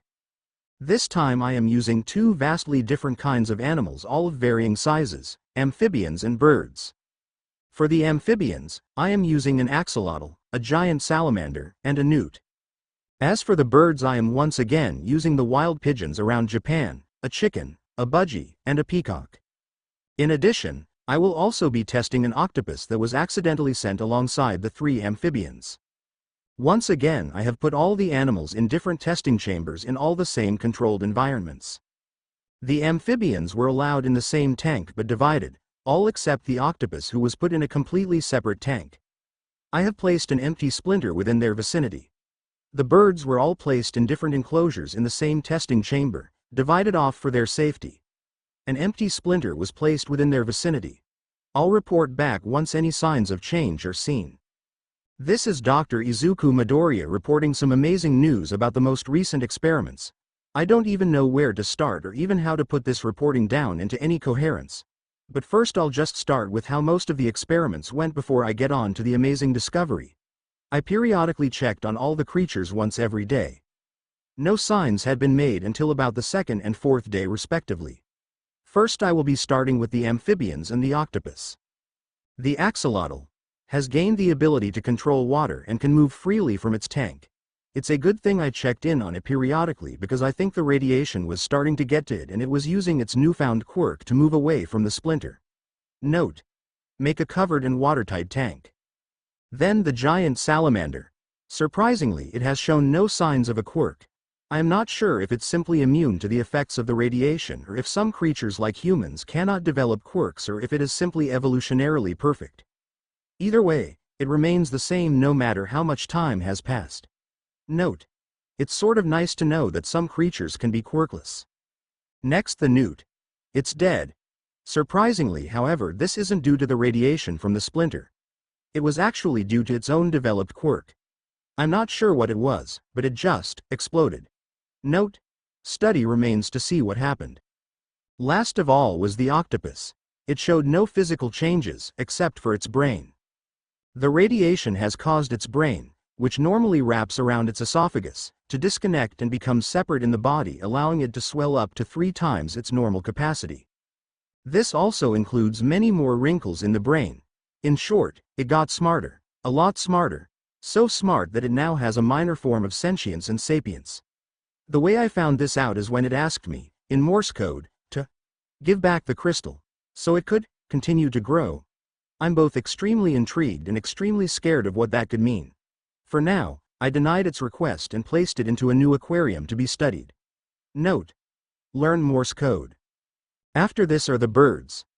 The first one is the peacock. Somehow it hypnotizes with its tail. False fact had come true. When raising and shaking its tail feathers, it induces a hypnotic effect, so long as eye contact is met constantly. I was fortunate enough that it dropped its tail and ran as I approached. Note: make hypnotic-proof goggles. Then the budgie. It didn't change externally like the peacock, but instead its vocals did. The bird can now mimic any sound it heard perfectly, and at the decibels it sounds at, apart from speech.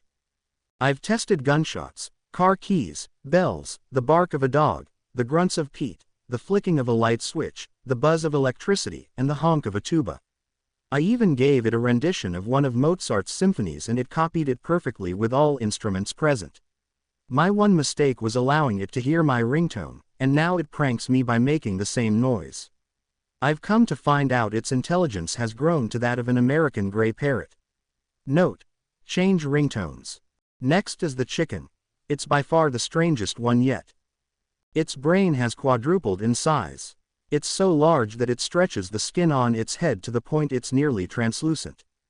I honestly wonder how it's still able to stand and walk, let alone still be alive. I'm honestly still wondering what happened to its skull if it still has it. As I'm sure you can guess, in addition to having one of the largest brain-to-body sizes in the history of his species and every animal on Earth, it has an equally numerous amount of wrinkles in its brain. This is as smart, if not smarter than most people. Note: she has been able to speak with me through a text-to-speech generator and has formally asked for a job. Last of all is the pigeon. I was most surprised by this since it didn't change into a dodo as I expected. It only gains a quirk similar to that of the hero hawks. It can shoot, control, and reattach its feathers in addition to being able to give off a faint white glow. I was honestly baffled by this, so I'll do some more experimenting and see what happens from there. Note: don't let any religious fanatics see it. This is Dr. Izuku. Oh, forget it. This is too important for formalities. I've made a breakthrough since my last report. I truly underestimated the power of the Singularity Soul. It's more powerful than I could have imagined. Maybe I should stop gushing and get to the point. So finding that a pigeon was given a quirk instead of being turned into a pigeon made me wonder about something. What did I do differently that caused it to change so drastically? So after a bit, I figured it out and decided to run the same pigeon test, this time with two different empty splinters. The first one was the splinter I used to test the plants and animals, and the second was the one I originally used to turn the pigeons into dodos for money. I placed both in the vicinity of two pigeons in different testing chambers, and after a few days, the same thing happened.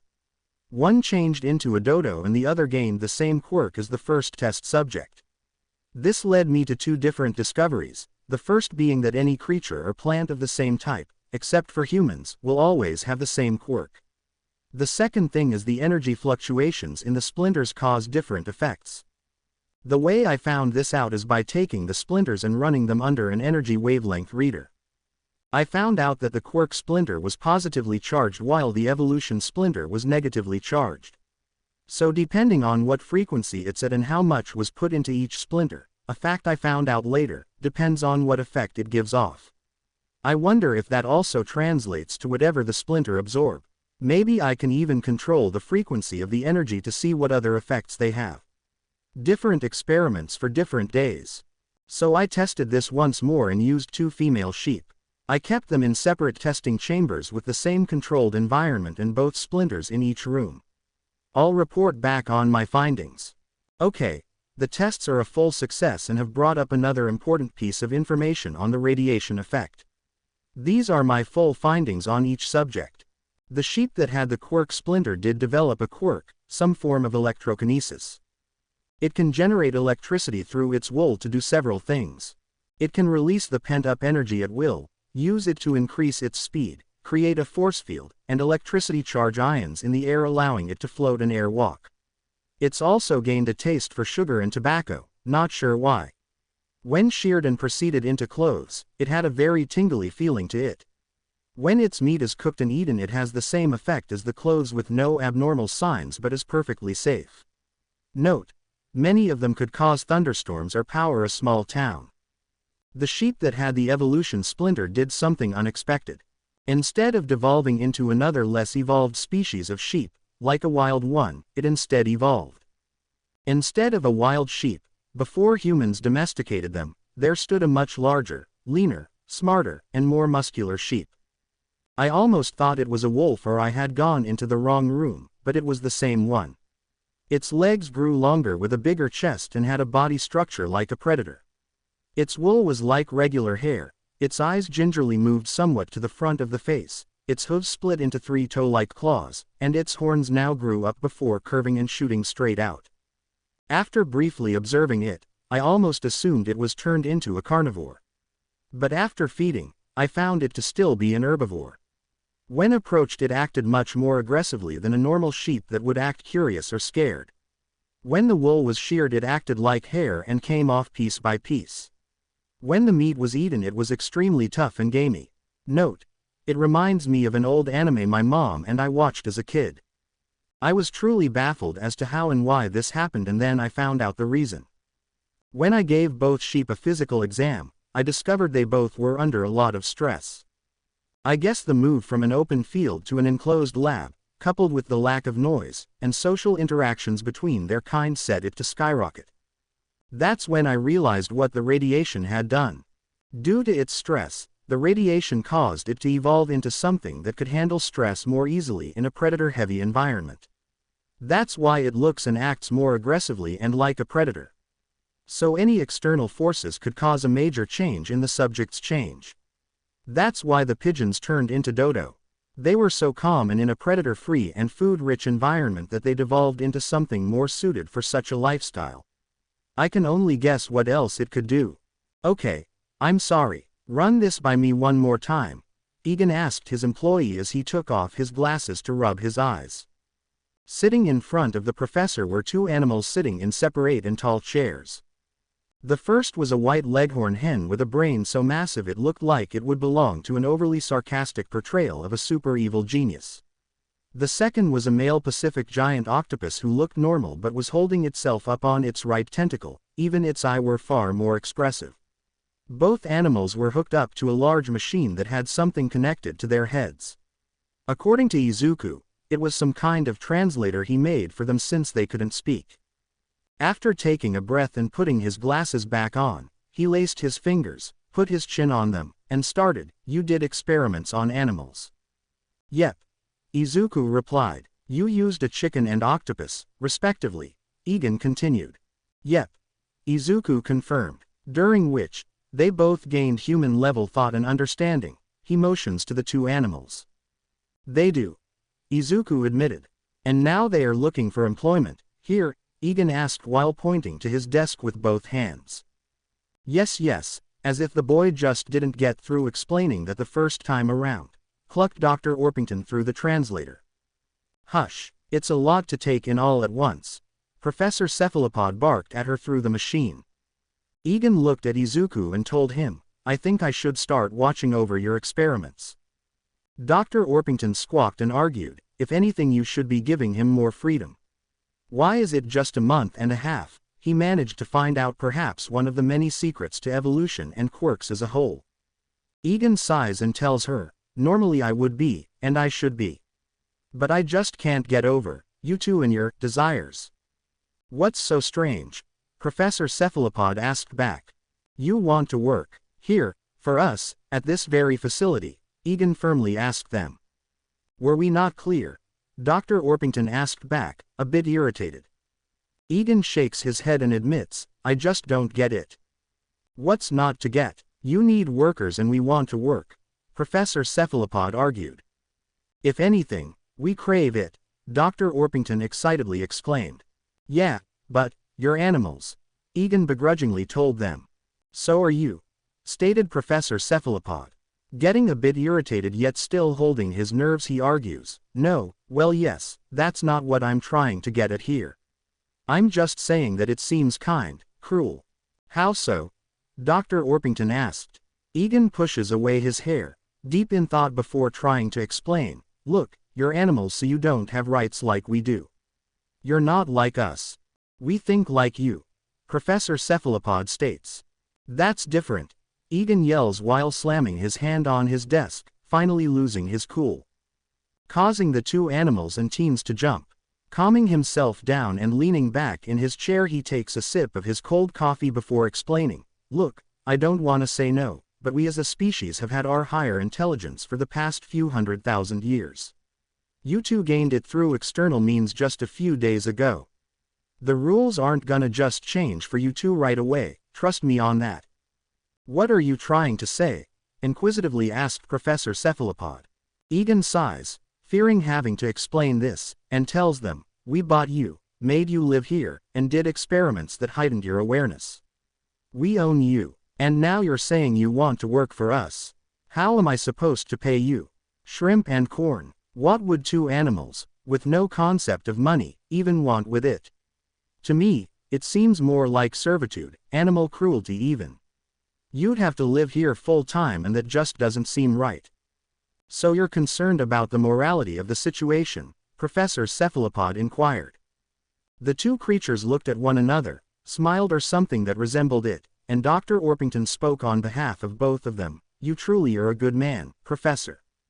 Also, not sure if you're aware, but you two have stupidly short lifespans. Egan admits to them with an uncomfortable expression on his face. Doctor, you'll only live about 10 years if you're lucky. And Professor, you'll live for only half of that. And if you mate, forget it.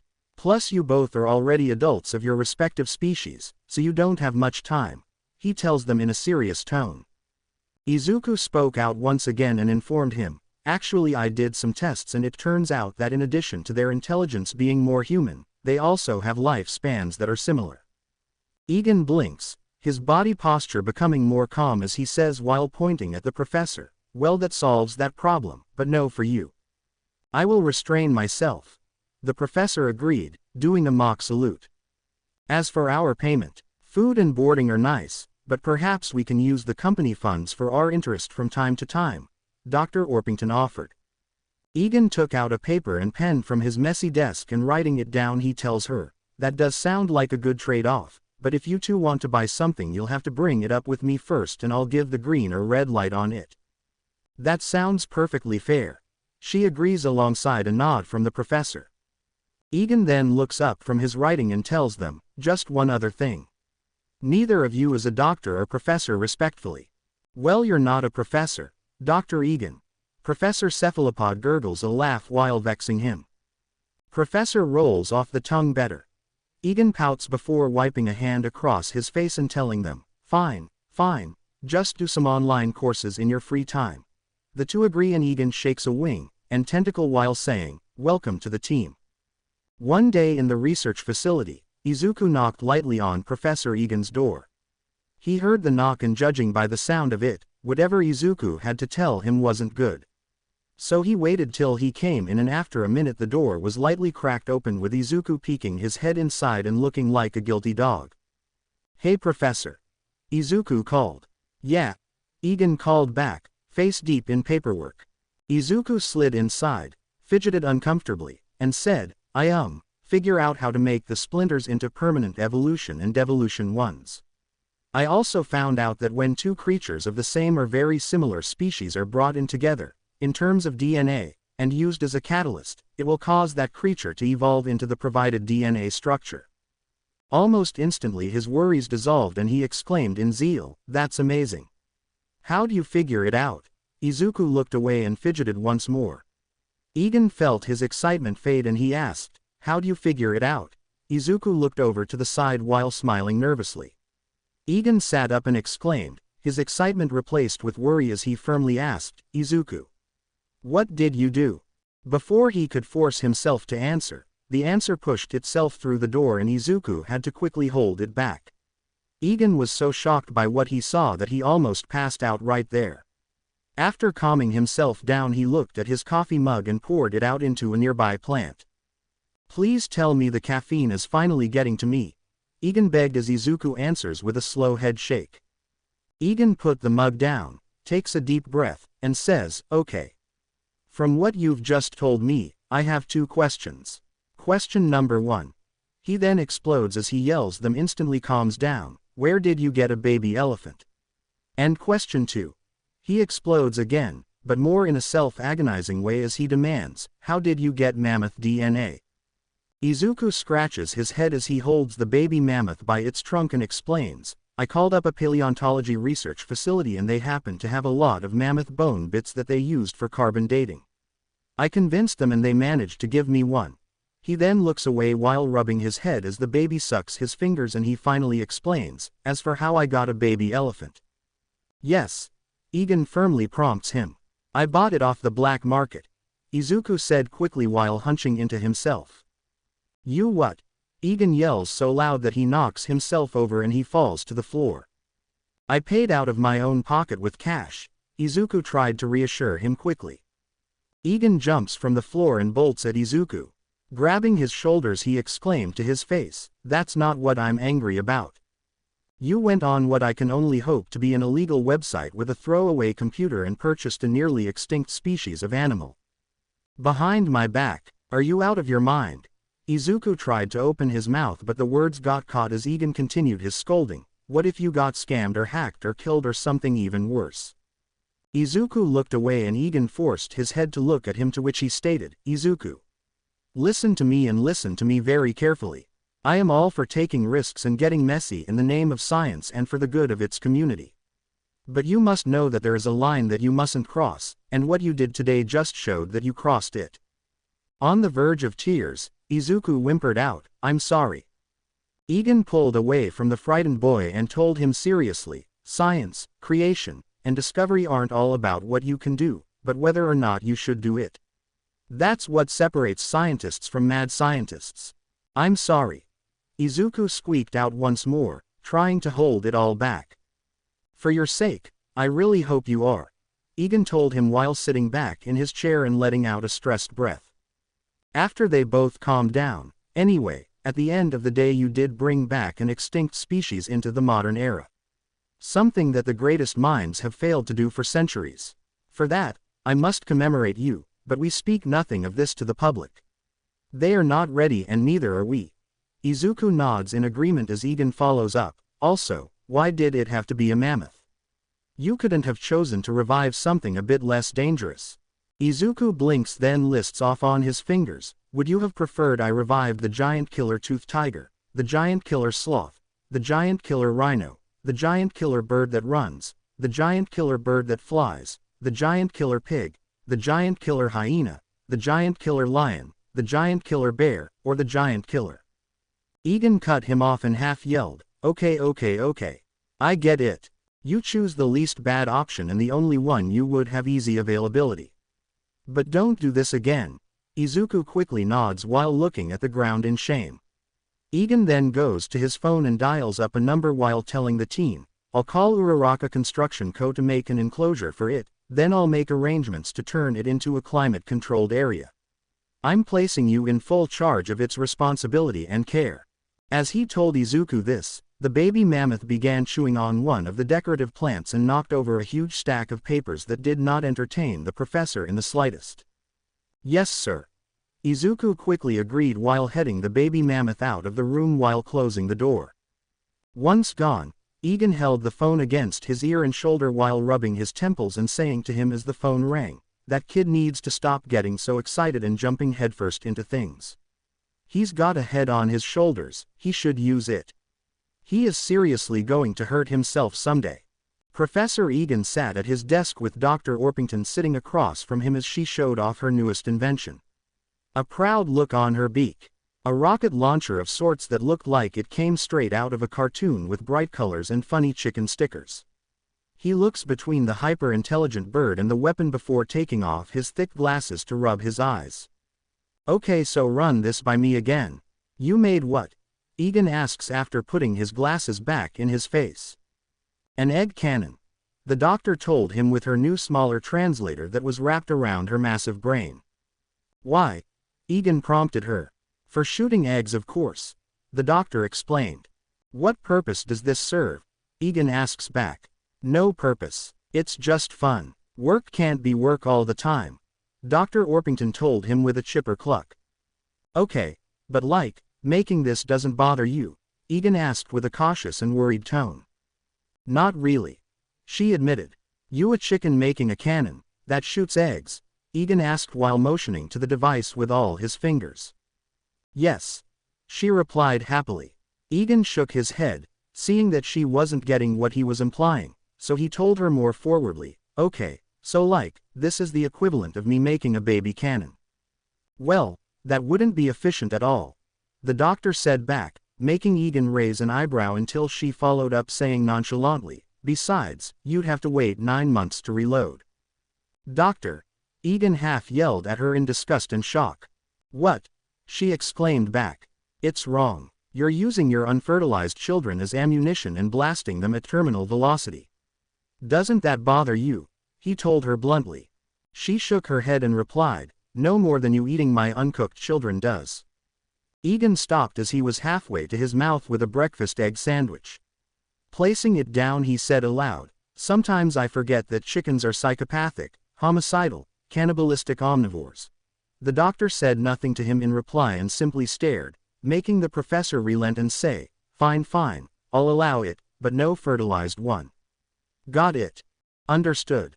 She agreed while hopping on a strange machine. It looked like a waiter's cart, but heavily modified in metal. It had a steering mechanism for the doctor to drive around using her feet and had 2 robotic arms that she could control with a touchpad using her beak. The 2 robotic arms grabbed the egg cannon and placed it on the cart before she maneuvered the machine out of the room. Just before leaving, she nearly bumped into Izuku as he walked in and cordially greeted, Dr. Izuku. Dr. Orpington. Izuku greeted her back before the two went on their ways. Standing in the doorway and knocking on the frame, Izuku asked, Professor, are you busy? No, come in, Izuku. Egan waved the boy in, motioning to a seat. Once he sat down, Egan laced his fingers and asked, so what horrors have you birthed today? Izuku was shocked by the allegation and tried to argue, I didn't. Only for Egan to chuckle and tell him, I'm just messing with you. But, before you tell me what it is, I have some questions. Izuku sat quietly as Egan took a breath and listed off, is it dangerous, alive, sentient, or potentially world-ending? No, Izuku answered back. Did you do anything dirty, underhanded, illegal, or behind my back? Egan gave him a look. No, Izuku exclaimed back, a bit irritated and hurt. Egan sat back, smiled, and told him, then all of my concerns have been satisfied. What did you make or do, and don't leave out any? Though he stopped himself after remembering what he was told the last time he asked that, so he backtracked and told him, on second thought, just give me the main points. Izuku nods before taking out his notebook and exclaiming excitedly, okay, so I was doing some tests on the empty splinters and I made a huge discovery. Hearing his excitement and seeing his smile, Egan wanted to jump up, but opted to simply ask back in equal excitement, what is it, baby? What? So you know how you have all those cell samples from every part of your body, Izuku started. Only for Professor Cephalode, who was walking by with his new translator on his head and a cup of coffee, to overhear their conversation, stop in his tracks, peek his head in, and ask in confusion and concern, samples of what now from every part of your what? Egan shrugged at him and replied, why bother spending money on muscle, skin, and brain stem cells when you get them directly from a self-made source? I wondered why you were covered in so many injuries and scars. The professor commented back suspiciously while narrowing his eyes and taking a sip. Izuku then interjected in their conversion and continued, anyhow, I put them all into a vial with a splinter and you'll never believe what happened. Egan sat there waiting for an answer and finally exclaimed, well, don't leave me in suspense. Tell me. It made a copy of your quirk, Izuku finally admitted, only for Egan to fall right out of his chair. Oh, my God. Professor Egan went into cardiac arrest again, Izuku yelled in fear. Again? Yelled Dr. Orpington from down the hall. I'll get the defibrillator. Professor Cephalode offered while rolling his eyes. I'm okay. I just fell off my seat. Egan shot up an arm from behind his desk to calm their worries. Once he stood back up and breathed, he stated in disbelief. I don't even know what to say. Are you sure? Izuku produced a splinter from his coat pocket and held it up from the sea. Looking at the splinter, it didn't have the same glowing white effect that a normal one does. More of a prism bending light shines on it. A fact Egan observed aloud, a different glow. Then without warning, Izuku gripped the crystal and from his opposite hand, Izuku produced the same kind of crystal that Egan makes to create the splinters. In shock, Egan says nothing except stare until he finally babbles out, "Wait a second. That's my quirk." He then looks at the splinter and asks Izuku, "Is this from?" Izuku nodded before he could finish and Egan went to sit back in his chair. After polishing the rest of his coffee off, he pushed back his hair and asked, after absorbing that all in, what was different from the blood and medicine splinters. I even used some of my blood for the AB+ splinter and it didn't show any signs of my quirk. DNA. Pure DNA. Right here. Izuku told him with an excited smile as he pulled out a vial that had a mixed red and blue color in it with bits of white. It took Egan a few minutes to digest what he just told him as he took the vial and looked it over like a child looking through a kaleidoscope. After a bit, the thought finally dawned on him and he observed aloud once more, "This is a vial filled with my genetic code." Egan then jumped from his feet, grabbed Izuku in a hug, and spun him around while stating, "Izuku, this is incredible. You just made and discovered the two greatest things in probable history." Izuku couldn't help but feel happy for this and had to resist the urge to cry out in joy with him. But suddenly Egan stopped his revelry and asked him, while still holding him, "But if you used the DNA samples I collected from my whole body to make the one you have, why do you have this?" he asked while motioning to the veil. Izuku then explained to him, "Well, after I made the splinter with your quirk, I thought, I wonder what happens if I make one with pure DNA that doesn't take the form of anything else in the body. After I figured out how to extract all the DNA, I put it in another splinters, and how about I just show you?" he offered while bringing the professor to a small room in the facility. The room itself wasn't anything special, there was almost nothing in it apart from a small table that had a large and ever-growing crystal on top of it. Every so often when it got too big, a set of robotic arms came down from the ceiling and broke off huge pieces of it that fell into a suction vent that sucked it into a single corner of the room. In this corner was a machine that would take every individual shard, then cut, shape, and polish it in a uniform before sending it down a short conveyor belt and into a box with many others. After looking over the machines and the box full of crystals ready to be made into empty splinters, he made his way to the ever-growing crystal. Inside the very center was a splinter that looked exactly like the one Izuku used to demonstrate. Looking at the boy, the man could only say in a low flabbergasted voice, "Whoa. It's even more potent than this one since the strain was pure," Izuku explained to him with a big smile. "But why make this one?" Egan prompted him. Izuku looked down while shuffling his feet as he explained, "You already do so much for the facility on top of making every splinter we have. I just thought it would be good to give you a break in at least one regard. And besides, what if you get sick or hurt? And when you die, this place will probably shut down." Egan smiles softly at him, ruffling his hair. He tells him, "Thanks for that, Izuku. You are a good kid with a good heart. Just have to make that head a little less fuzzy," he says while playfully pinching his nose.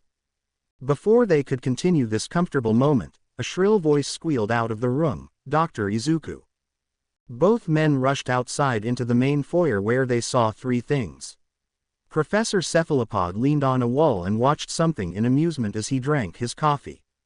Dr. Orpington's cart was knocked over, and the doctor was being chased around the room by the baby mammoth, now called Gammoth, in a one-sided game of chase. "Call off your beast at once," the doctor squealed in urgency as she tried and failed to flap away. "He's just playing with you," Professor Cephalopod called back teasingly. "I'm an adult weighing in at 13 pounds with hollow bones and a nearly exposed brain. He's a few moments old and already weighs in at 200 pounds. He'll kill me," he crowed at him as Izuku ran up and grabbed Gammoth before he could catch her like a child attempting to catch pigeons at the park. Once safely secure, the doctor ruffled her feathers and demanded, "Keep that thing on a leash." Otto just bubbled up a laugh and walked off to his office as Egan helped to flip her moving device back up and get out of the foyer while Izuku still had the baby. Once gone, Izuku let go of Gameth where he stood by his side. Izuku. Egan said the boy's name as he walked up to him and said before stopping again, with this discovery you've made, are you thinking what I'm thinking? I'll make up flyers and posts on social media. I'll also separate a small portion of the facility's money as an incentive for all volunteers, Professor Cephalopod said from a bit down the hallway, waving a tentacle inside the foyer. Thank you, Professor. Egan called back before tiling Izuku excitedly. Now we have a whole new avenue to discover. This is Dr. Izuku Midoriya reporting once again with a new round of experiments with the Singularity Soul and more specifically the splinters. I'll spare the details since I made it in a different report, directly to Professor Egan, but in short, I was able to extract pure DNA and place it into an empty splinter, thus allowing me to copy a quirk. So far I have only made a copy of Professor Egan's quirk as a means of producing more splinters.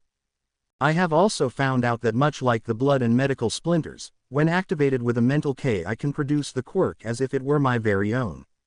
I can put a quirk in a bottle, in a manner of speaking. Though this brings up a new thought. Wouldn't putting a pure extract of a person just make that splinter into said person, just in crystal form? Then why does a person's quirk become the main factor in the splinter? The only theory I could come up with was that a quirk was something entirely different from the rest of the body. Something that lies in DNA but beyond it. And I believe that something to be the soul. Our quirks are internally meshed with our souls or at least fragments of them. So in essence I'm either taking a piece or copying a person's soul with this. Though as you can imagine that theory has many holes, especially since the Singularity Soul can cause quirks to emerge. So more tests will have to be done in that regard. Anyhow, after finding and telling this discovery, Professor Egan with the help of Professor Cephalopod, was able to do a bit of marketing to get volunteers for this experiment. Luckily the process was easy and all the volunteers had to do was give their name, age, quirk, and a description of it. Surprisingly we got over several dozen volunteers. Of course, a lot of that came from the $100 volunteer award. Either way, we have tons of blood samples to work with. The only problem is extracting enough DNA to make a pure quirk splinter. I know what and how to do it, but I don't have it down to a complete science just yet. I'll report back with more results. This is Dr. Izuku Midoriya reporting once again on the quirk splinter creation process. After 2 painstaking weeks of grinding, I have finally extracted all the DNA from each blood sample to infuse in the empty splinters, and in that time I think I have the process down to a science. Now I just gotta make a machine to do it for me. But forgetting about my gripes, during one of my sleepless nights I made an accidental discovery. When placing DNA into one of the vials I use for the absorption process, I accidentally placed 2 different DNA samples into the same one. 5 days later and out came a splinter with a perfect combination of both quirks, making a new one entirely. After looking through my records I found out that both DNA samples I used were from 2 twins with different quirks. After finding this out I did some more tests and this is what I've discovered. Quirks are just as much a part of our DNA as hair, skin, and eye color and as such can be used to mix and match into different or strong ones. For example, DNA samples from direct relatives such as twins, siblings, and first cousins can be mixed easily. Samples from parents and children can be mixed but with far less efficiency or just simply strengthen the original quirk. Samples made from strangers or 2 people of the same gender have a 0% success rate of melding together, except for when the quirks in question are very similar. For example, if one person has a quirk that can produce a kerosene gel and another has a quirk that can ignite anything flammable, then the result would be a flame body quirk. As for 2 different quirks making a completely different quirk, like in the case of the twins, one twin can sprout a pair of wings, and the other can control the wind. Thus the result is the ability to make wings of the air and control it. As for a quirk being mixed between mother and child, imagine the mother having a quirk that produces the chemical compound glycerin, and the child can produce explosions. The result would be the explosion quirk becoming even more powerful than it might already be. From this process, I was, and am, able to make hundreds of new splinters. My only other question is if I can triple the combinations or even take 4, make 2, and then combine those. This will require more testing, so for now this is Dr. Izuku Midoriya signing off for now. Thank you for seeing me despite your busy schedule, Professor Egan. Professor Cephalopod thanked his employer as he sat at a seat across from his desk. Accompanying him was Dr. Orpington. Sitting at his desk, Egan waved him off and graciously told him, "Of course, Professor Cephalopod. Now what was it you wanted to show me?" Accompanying him was Izuku, who was asked by the octopus to join in the reveal, and Pete, who was eating out of a food bowl by the edge of his office desk. Otto stood in his seat and started to explain, "As I'm sure you're very aware, the one thing this facility lacks is security. Now don't get me wrong, cameras, locks, silent alarms, and bulletproof glass are all well and good. But with what we're doing, we need to be creative on how to hide and protect our assets. Catch them with their pants down, if you get my meaning," he told him while pacing back and forth while talking like a drill sergeant. Getting tired of the theatrics already, Egan sighs and prompts him firmly, Yes, just tell me what you've made." The professor hops off his seat and skittles over to an object covered in a sheet that he had brought in. Grabbing it, he announces while ripping it away, presenting the Mimikatee. Sitting there was an ordinary lockbox made of standard grade metal. The sight of this did not impress either Egan or Izuku, who looked more disappointed and exasperated. "A metal lockbox," Egan observed while shifting his glasses down to glance at the professor. "It's much more than that. Go ahead, put something in it," Otto offered. Izuku and Egan looked at one another, shrugged, and Izuku picked up the empty food bowl from Pete. Bringing the bowl over as the dodo honked in disapproval, the box suddenly sprang open with a mass of teeth and a long tongue snagging it up and swallowing it whole.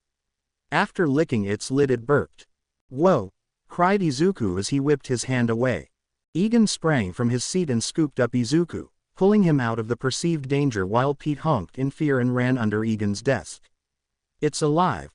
he yelled before making a realization and asking Otto in a small voice, "It's alive?" to which he nodded. "How did you make this?" Izuku asks as he hides in the living box from behind Egan. "I mutated a collarpaw taxifolia with human flesh alongside several different quirk splinters that have been made recently by yours truly," he explained with his ego showing. "What a blowhard," Dr. Orpington commented with an eye roll.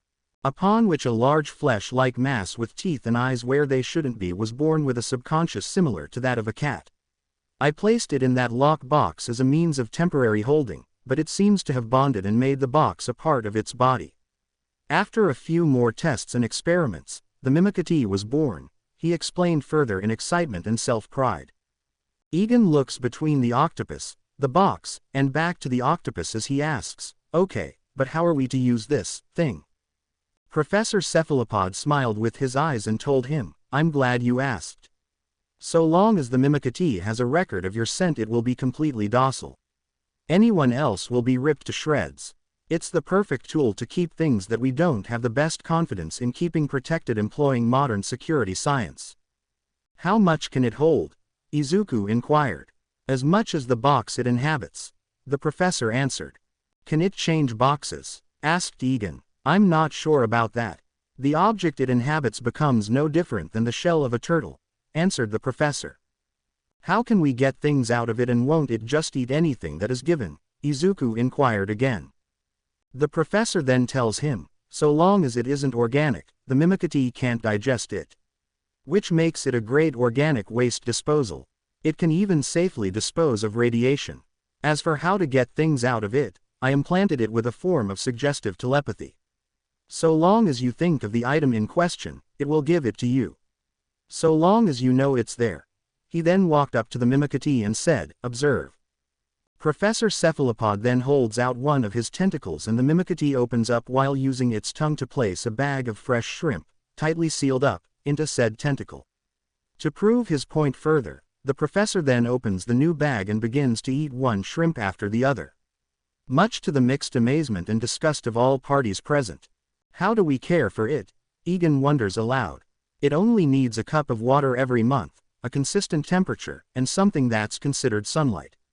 Apart from that, they could go years without a meal.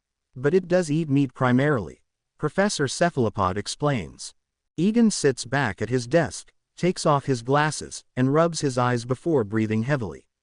He sits there thinking for a while before placing his glasses back on, lacing his finger, and tells the octopus, "Okay, Professor.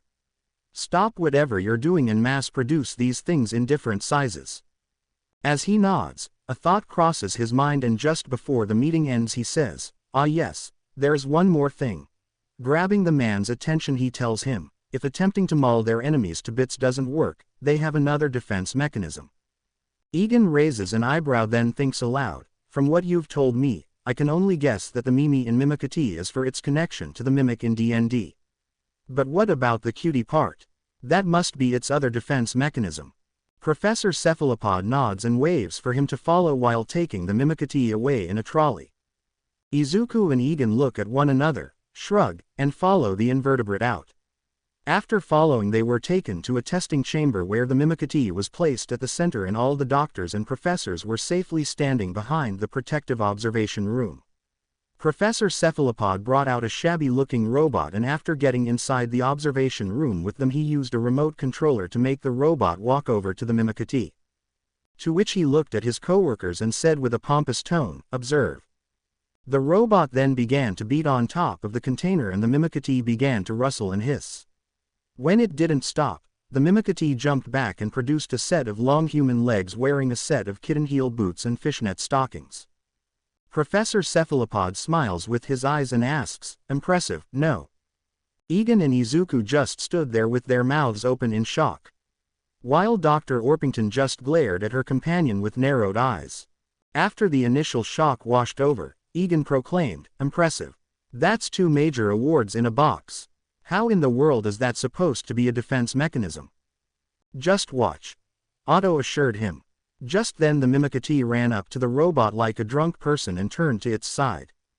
From there it brought up its leg and began to produce a flurry of rapid kicks so fast that its legs couldn't be seen, and the robot didn't get blasted away during the entire exchange until the last one was he flew to the other end of the testing room. The Mimicry then got into a low stance and began to spin like a top, closing the distance and catching the robot in a whirlwind of legs. And finally, the Mimicry jumped into the air and came down feet first, puncturing a huge hole clean through the robot's metal body with both heels. "Holy!" Egan was about to yell a curse word until Izuku cut him off, saying, "Wow. What do you think?" Professor Cephalopod self-assuredly asked in his work.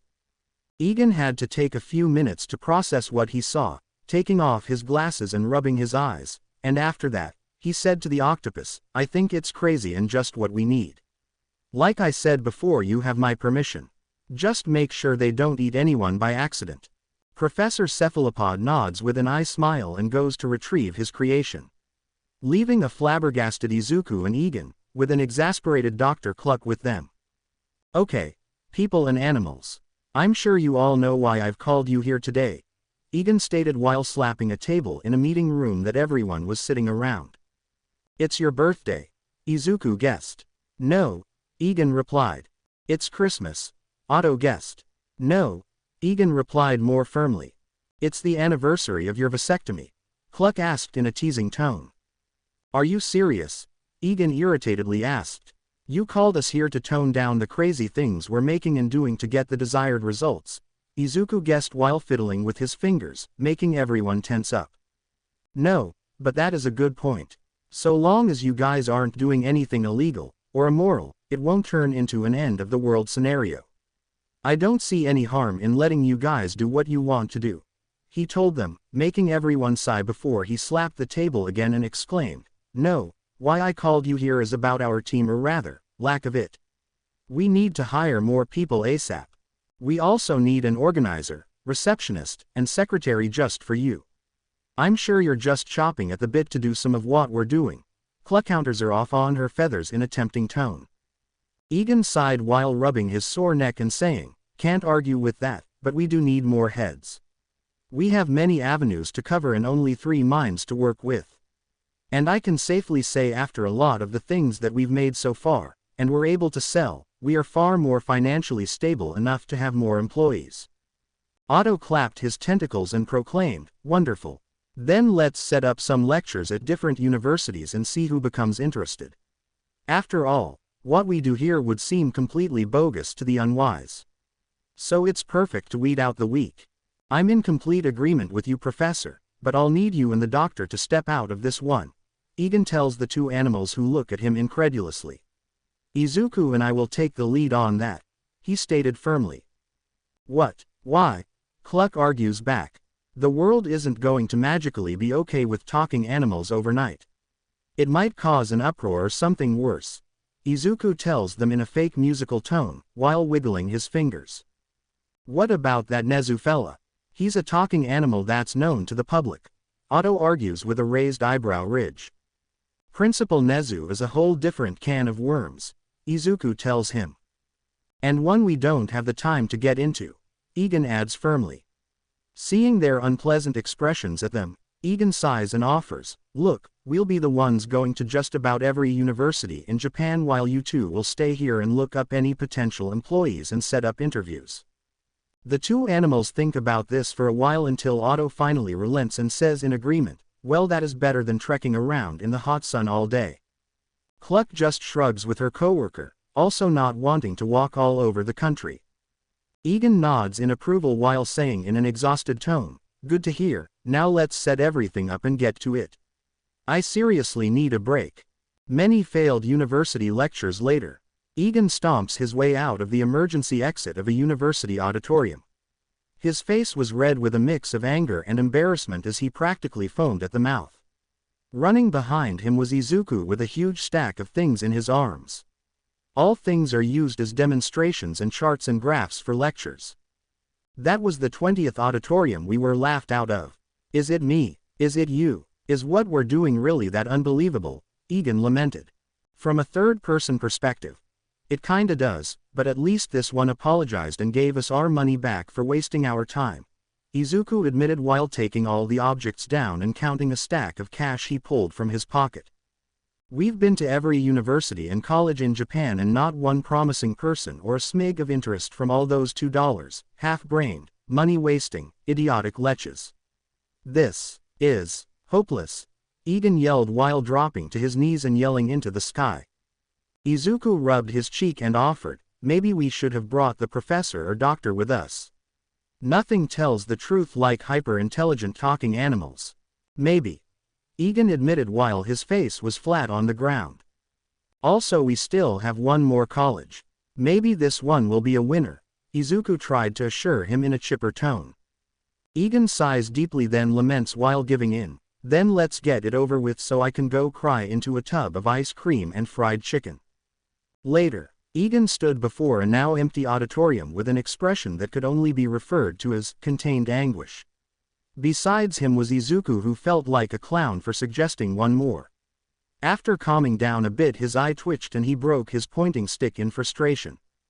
After getting that out of his system, he stated, well, I guess that's it. What a piss up. It could have been worse, Izuku tried to offer. Egan groaned and told him, thank you for the optimism, Izuku. But it's not appreciated at the moment. After wiping his hands across his face and making a painful sound, he began to pack his belongings while saying, let's go back so I can put myself into a food-based hangover. What happens if you infuse the two polarities together? Also, what would happen if you turned the frequency into a baseline instead of positive or negative? Would sound waves have any effect on this? Asked a voice that sounded close to Egan. Thinking it was the boy, Egan repressed the urge to growl and told him, Izuku, I'd love nothing more than to trade theories with you, but right now I am. That wasn't me. Izuku cut him off swiftly. Egan shit up after hearing this and looked into the empty auditorium one last time. He looked closely, narrowing his eyes and putting a hand over them to see better. After scanning the area, he finally came up on one single person left sitting in the now empty hall. Professor Egan, did you hear me? The person asked aloud. Going over to his assistant, Egan mouthed to him, I think we found a winner. After this, Egan and Izuku invited the only person left to an impromptu interview outside the college's building. There they sat on benches looking across from one another on a stone table. The person left was a man in his late 30s wearing typical college attire. He was evenly tanned with blue eyes and a mild build with a height of just under 5 feet 3 inches. His face was angular and his eyes were tired. On his head was not hair but 5 tube-like attachments that seemed to move on their own accord. 4 of the 5 were very snake-like but had no features apart from a mouth in which the teeth were made into the lips as opposed to being covered by them. The 5th one was like a tail. Thanks to Izuku, they were able to get a huge chunk of his background for this interview. Thanks to this, Izuku was given the chance to do the interview. After looking it over briefly, Izuku asked him, "So Mr. Henkyo Suru, am I saying that correctly?" The man nodded. "Well, Mr. Henkyo, I do like what I see so far, though I have a few questions for you, if that's all right."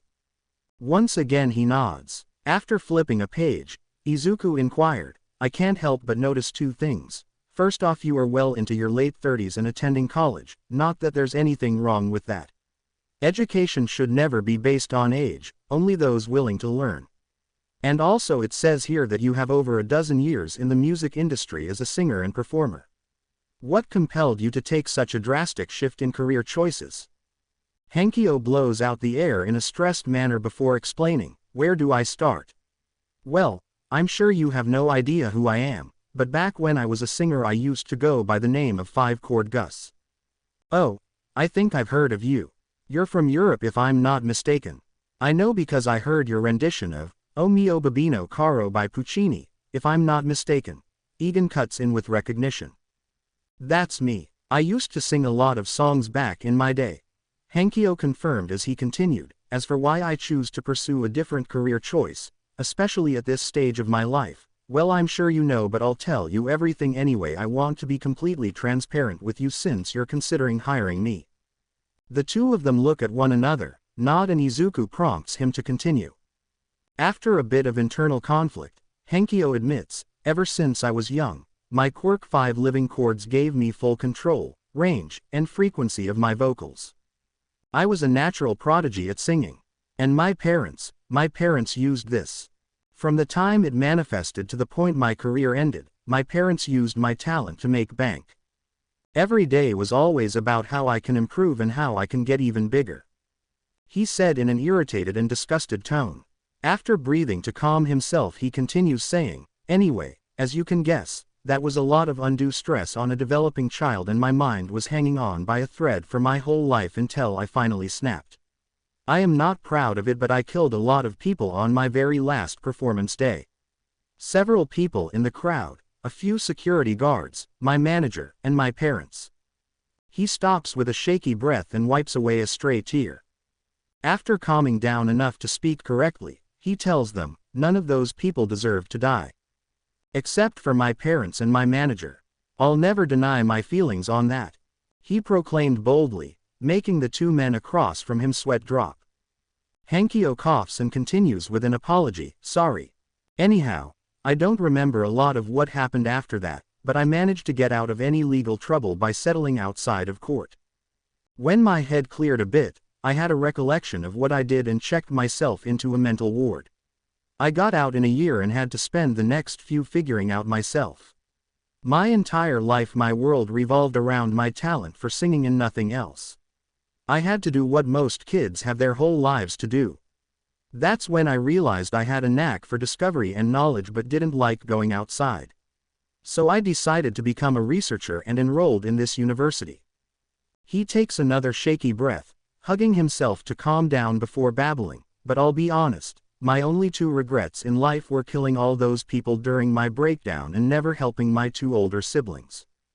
They were always shunned by my parents and I was favored up until the oldest turned 18 and moved out with the middle, and I never saw them again. I hope they are happier now than when they were with my parents.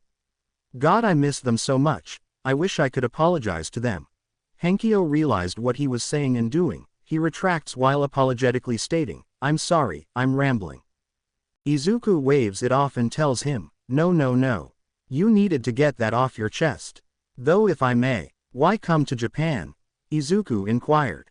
Henkyo shrugs and tells him, "Just needed to get away from everything. A fresh start, ya know." Izuku nods, looks to Egan, then back to Henkyo while asking, could you give us the room?" Henkyo nods and walks off to a different spot, allowing the 2 men to speak in semi-privacy.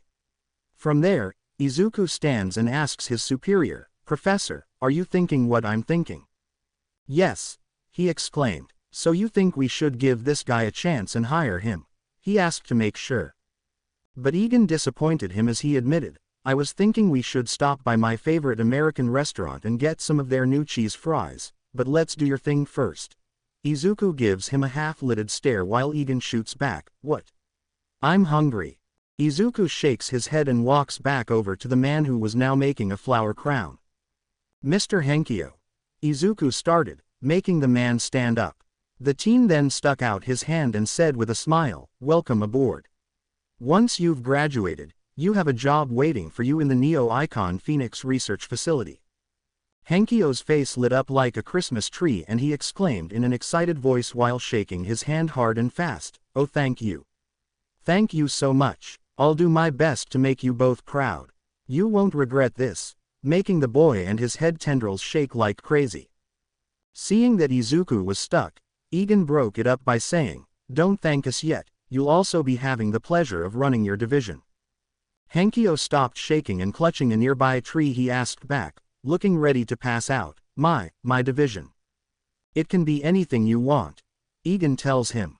"Well then," Henkyo thinks for a minute before offering, "how about the sound division?" The two men look at one another, shrug, and Egan says, "If that's what you want." After many thanks and handshakes goodbye, Izuku and Egan begin to walk away from the college, and once they're seemingly far enough away, Egan turns to Izuku and asks, "Should we be worried that the guy who has music-based PTSD wants to make an entire research division solely to the study of sound?" "Let's put a pin in it for now," Izuku tells him with equal concern. To which Izuku asks, should we have told him about his other coworkers? Egan thinks about it, mentally rejects it, and replies, "Let's cross that bridge when we get to it." Speaking of which, I wonder how they did on their manhunt. Later at Neo-Icon Phoenix Research Lab, "You found and set up how many?" Egan exclaimed in shock as he looked over his two animal employees. "6 in total. That includes your assistant, secretary, and organizer," Professor Cephalopod answered while adding sugar to his coffee in the coffee cart.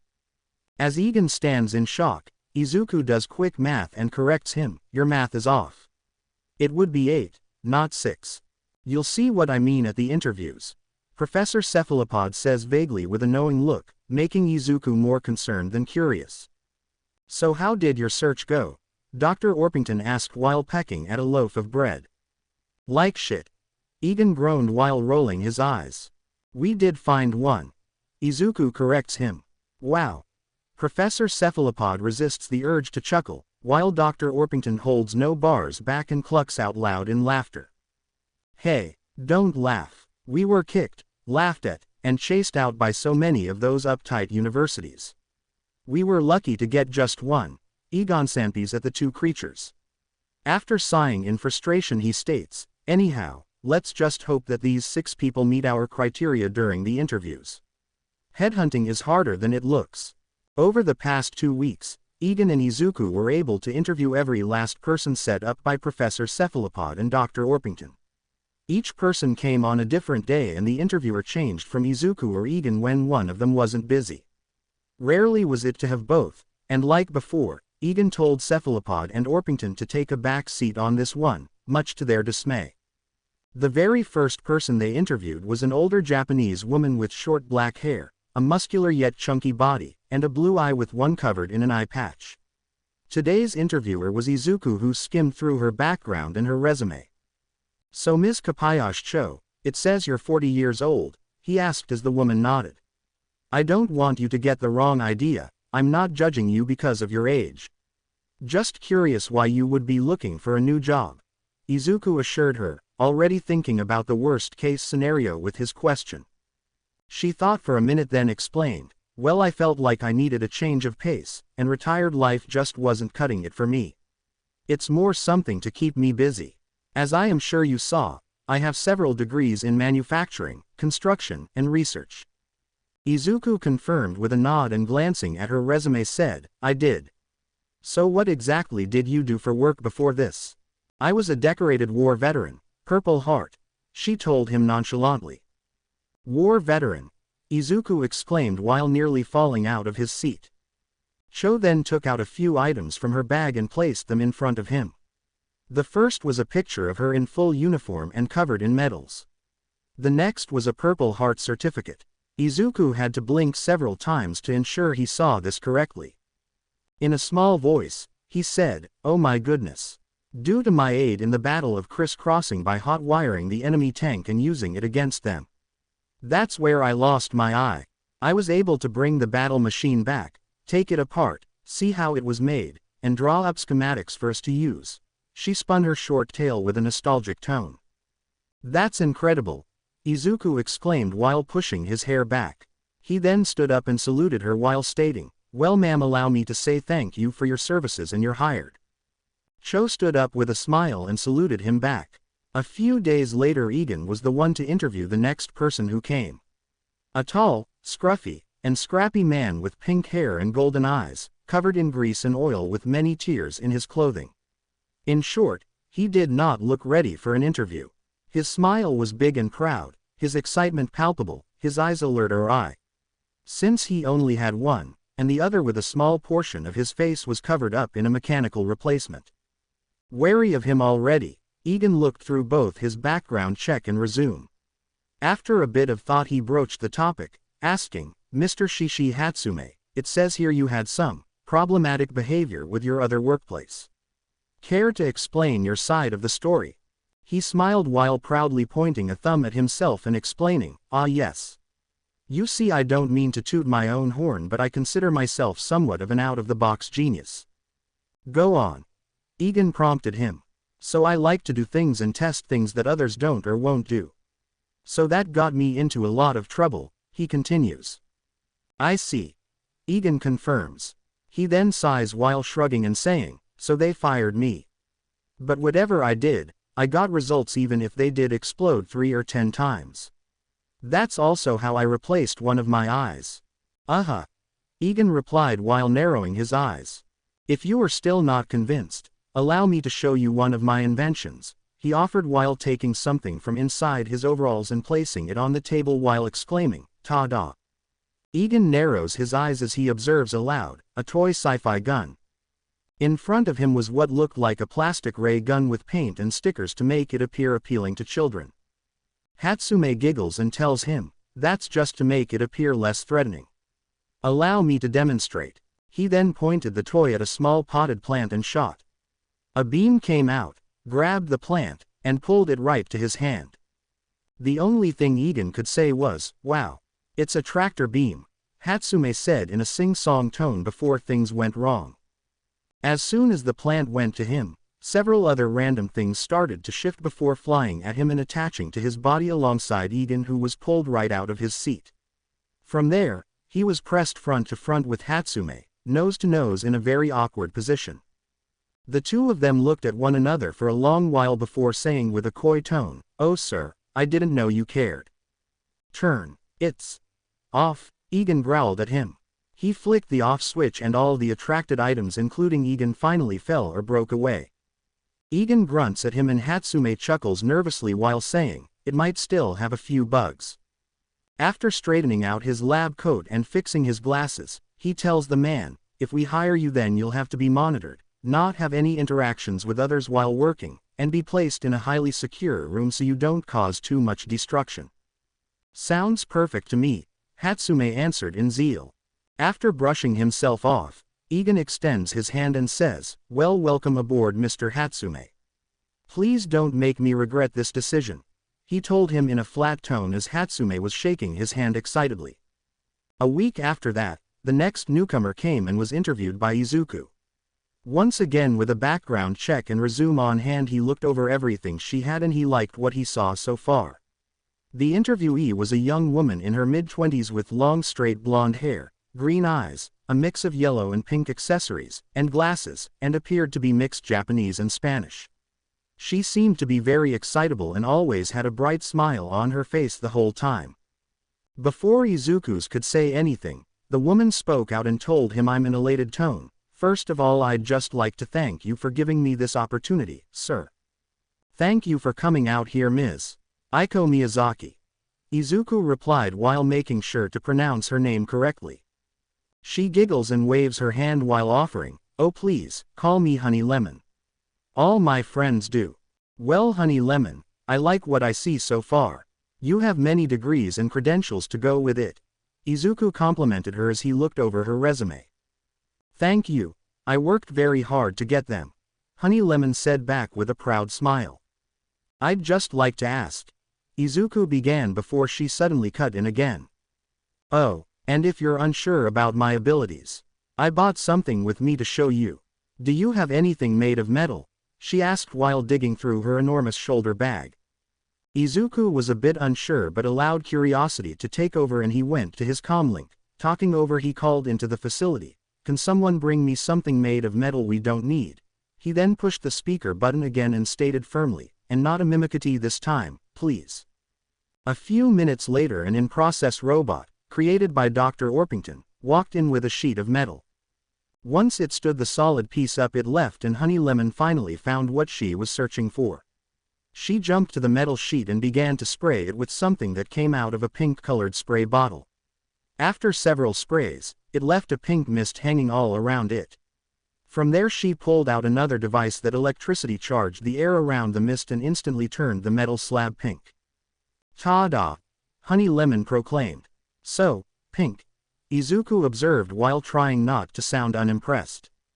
She chuckled excitedly and said in a sing-song tone, "Here's the best part." She then walked up to the pink metal and touched it with only her index finger. Right away the sheet seemed to explode in a pink cloud all around them. Some of it was dusting Izuku's face, hair, and coat. "Whoa!" was the only thing he could say in amazement. "I know right, chemical metal embrittlement," Honey Lemon exclaimed in zeal as she took over her pink-colored glasses and tried to brush off her pink outfit. Izuku quickly dusts himself off and sticking out his hand he tells her, "Well, Honey Lemon, you're hired." Honey Lemon squealed in delight and began to rapidly shake Izuku's hand while half yelling, "Oh thank you thank you thank you thank you thank you thank you," though she quickly realized how hard and rough she was shaking him and stopped while apologetically saying, "Oh, I'm sorry." The next day Egan took up the next interview and was met with a man whose features were hard to pin down since several parts of him kept changing to different animals. The only constant thing was his green eyes and brown hair. Looking at his record and resume, Egan inquired, "Mr. Animaginus, it says on your resume that you were a zoologist. Why come to work here?" Genus looked like he was resisting the urge to roll his eyes as he explained, "My previous work had me only studying animals and their environments, behavior, and nothing else. I wanted to try and find a new way to help animals with adjusting to new environments and bolster the population. Not dig through rhino dung to study their diet. I thought about changing my career choices for that and here I am." "I can understand your frustration." Egan sympathizes with the man before looking and thinking things over before saying, "Well, consider yourself hired." 2 days after that both Izuku and Egan were able to collaborate on the next interview. With the information in hand, the two men say across from their next potential employee. It was a short stout woman of African descent. Her skin was colored like soil and freckles decorate her cheeks, and her hair was a giant blush that was shaped like an afro. Egan was the first to start by saying, "Mrs. Pamela Hollyhock, I'm a bit concerned with what I've found out about you." She raised an eyebrow as he continued and asked her, "You created a literal monster Venus flytrap and it ate 3 people. Care to explain that?" She huffed at that then answered, "Well honey, back when I worked at the Tokyo Botanical Research Facility, I had told my coworkers to not come into one of the greenhouses for a while as I was working on a special self-made assignment. Took it up with the whole chain of commands and they okayed it. But a couple of yahoos tried to sneak in to steal it to take credit. And you can guess what happened after. So I had to take the blame and got canned." Izuku whistles in shock and amazement and says, "Woof. What a deal breaker. I hate it when companies do nothing to protect their employees from the prospect of saving face." Hollyhock nods in reply. Izuku then goes off track and says, "I can't say that those people deserved it, but if you get killed by a stationary plant, then at that point it's natural selection." He looks at Egan and he shrugs nonchalantly. Hollyhock hums and agrees, "I hear ya, honey." I do have one more concern to bring up. Your hair. Nothing wrong with it, it's just, well, I'm sure I don't have to tell you that a work environment like this has many dangers, including machinery and chemicals. I wouldn't want you to get hurt. Egan attempted to tell her as nicely as he could. She smiles and with waves assures him, not to worry, sweetie. I can control all plant life. With a twitch of her head and her afro sinks and morphs into long braid-like veins. She then wiggles her index finger and the potted plant on Egan's desk grows so large and fast that it breaks its pot and sprouts cut white flowers. The two men watch this in awe before looking at one another in amazement, then back to her where Egan proclaimed, "Wow. Well, you're hired." On the last day of the 2 weeks, Egan took hold of the last interview and was very confused going in. It was an interview for one, but there were 3 different jobs. Was one person trying to do 3 jobs? It made no sense, and Professor Cephalopod, who set it up, was no help in explaining it. Just being vague with a knowing and entertained glance. When he got to his office he was even more confused when he was beset by 3 identical people. All females in their 30s, tall, thin, blue eyes, and black hair. All wearing the same clothes, and in fact, they all looked exactly like one another apart from the style of their hair. The one on the right had long hair in curls at the ends. The one in the middle had medium hair in ringlets. The one on the left had short hair that was side-swept. All 3 girls, upon seeing Egan, all got up and bowed deeply to him while saying in scary unison, "Greetings, sir."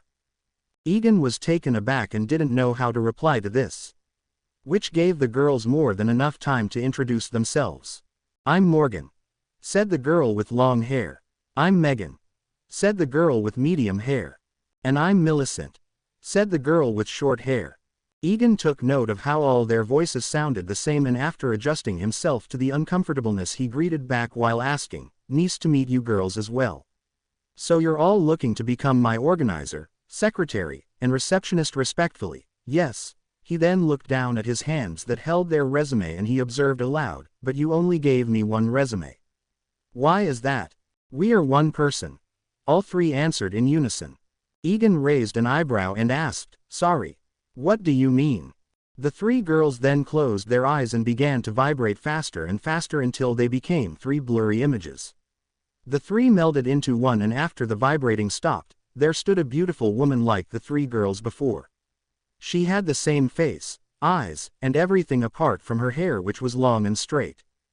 The woman bowed and in the same voice but with a different tone, greeted, "Hello, sir, my name is Morgan Le Fell.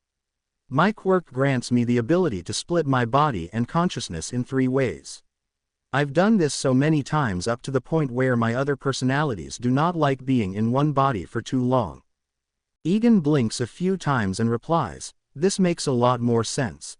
After adjusting himself he tells the woman, "While I understand the fact you are 3 people with 1 body, by law, I can only pay you 1 salary." "That was to be expected." Morgan agreed with a nod. Egan looked over her resume and after a bit of thought he said, "Well, I like what I see in your resume. So you're hired." Egan looked up from the paper only to see the 3 girls again as they spoke in unison, "Thank you very much, sir." Egan had to repress the urge to freak out, and instead forcefully blew out air to stay calm as he muttered, "That's gonna need some getting used to." After the 2 weeks had ended, Egan called for all the interviewees to attend a meeting at the facility a few days later on their first official day of work. Everyone had gathered in the front entry loft where talk was abuzz in the area as everyone got to know one another. Though the talking quickly subsided when Egan and Izuku walked into the room. Everyone please gather around," Egan called as everyone present formed a circle around the 2 men. Egan cleared his throat and announced, "As the owner and operator of the Teostra Research Laboratory, I would just like to be the first to say welcome and congratulations. It is a pleasure to have each one of you here working with us." Everyone clapped in response with some jumping for joy, whistling, or laughing. Egan put up his hand and once quite again he said, "I expect to see great things and greater achievements from all of you. I hope you can make me proud." "Yes, sir," everyone announced in unison. Egan clapped his hands and stated, "Great to hear. Now if any of you have questions or concerns regarding anything, please bring it up with me or the Vice President Dr. Midoriya. He motions to the small boy beside him who looked like a frightened dog that just got yelled at for pooping inside the house. No hands went up, much to Izuku's relief. Public speaking was never a skill for him. That is until Hollyhock raised her hand. Izuku gulped and steadied himself as he called out, "Yes.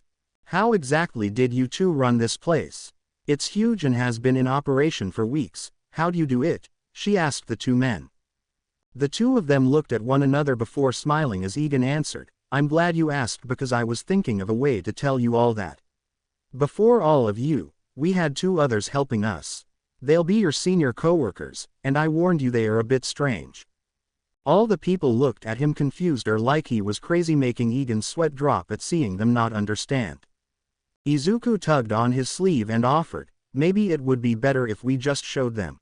Izuku then went over to the front desk phone and pushed the facility speaker button. He called, "Professor Cephalopod and Dr. Orpington, please come to the main foyer." After putting the phone down, they were all struck with the sound of something very fast speed down the hallway and towards their direction. After finding the source, they all stepped away from the hallway as they heard two voices yelling at each other, both getting closer and closer with each word. "Slow down, you pompous poultry," Professor Cephalopod screamed in fright. "I can't. Your slimy fish bowl fried my controls," Dr. Orpington screamed back at him as she attempted to gain control over her cart. "We're gonna crash," the professor yelled as one of the foyer walls zoomed into view. "I'm gonna die," crowed the doctor in terror.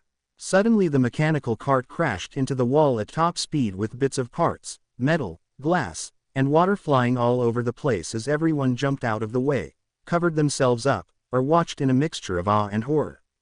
The last thing of all to happen in the chaos was a single wheel that rolled out from the wreckage and spun around to stop on the floor in front of them. "What was that?" the Morgana triplets asked in unison. "Your co-workers." Egan drowned. The two animals managed to pull themselves out from the wreckage and stubble into view.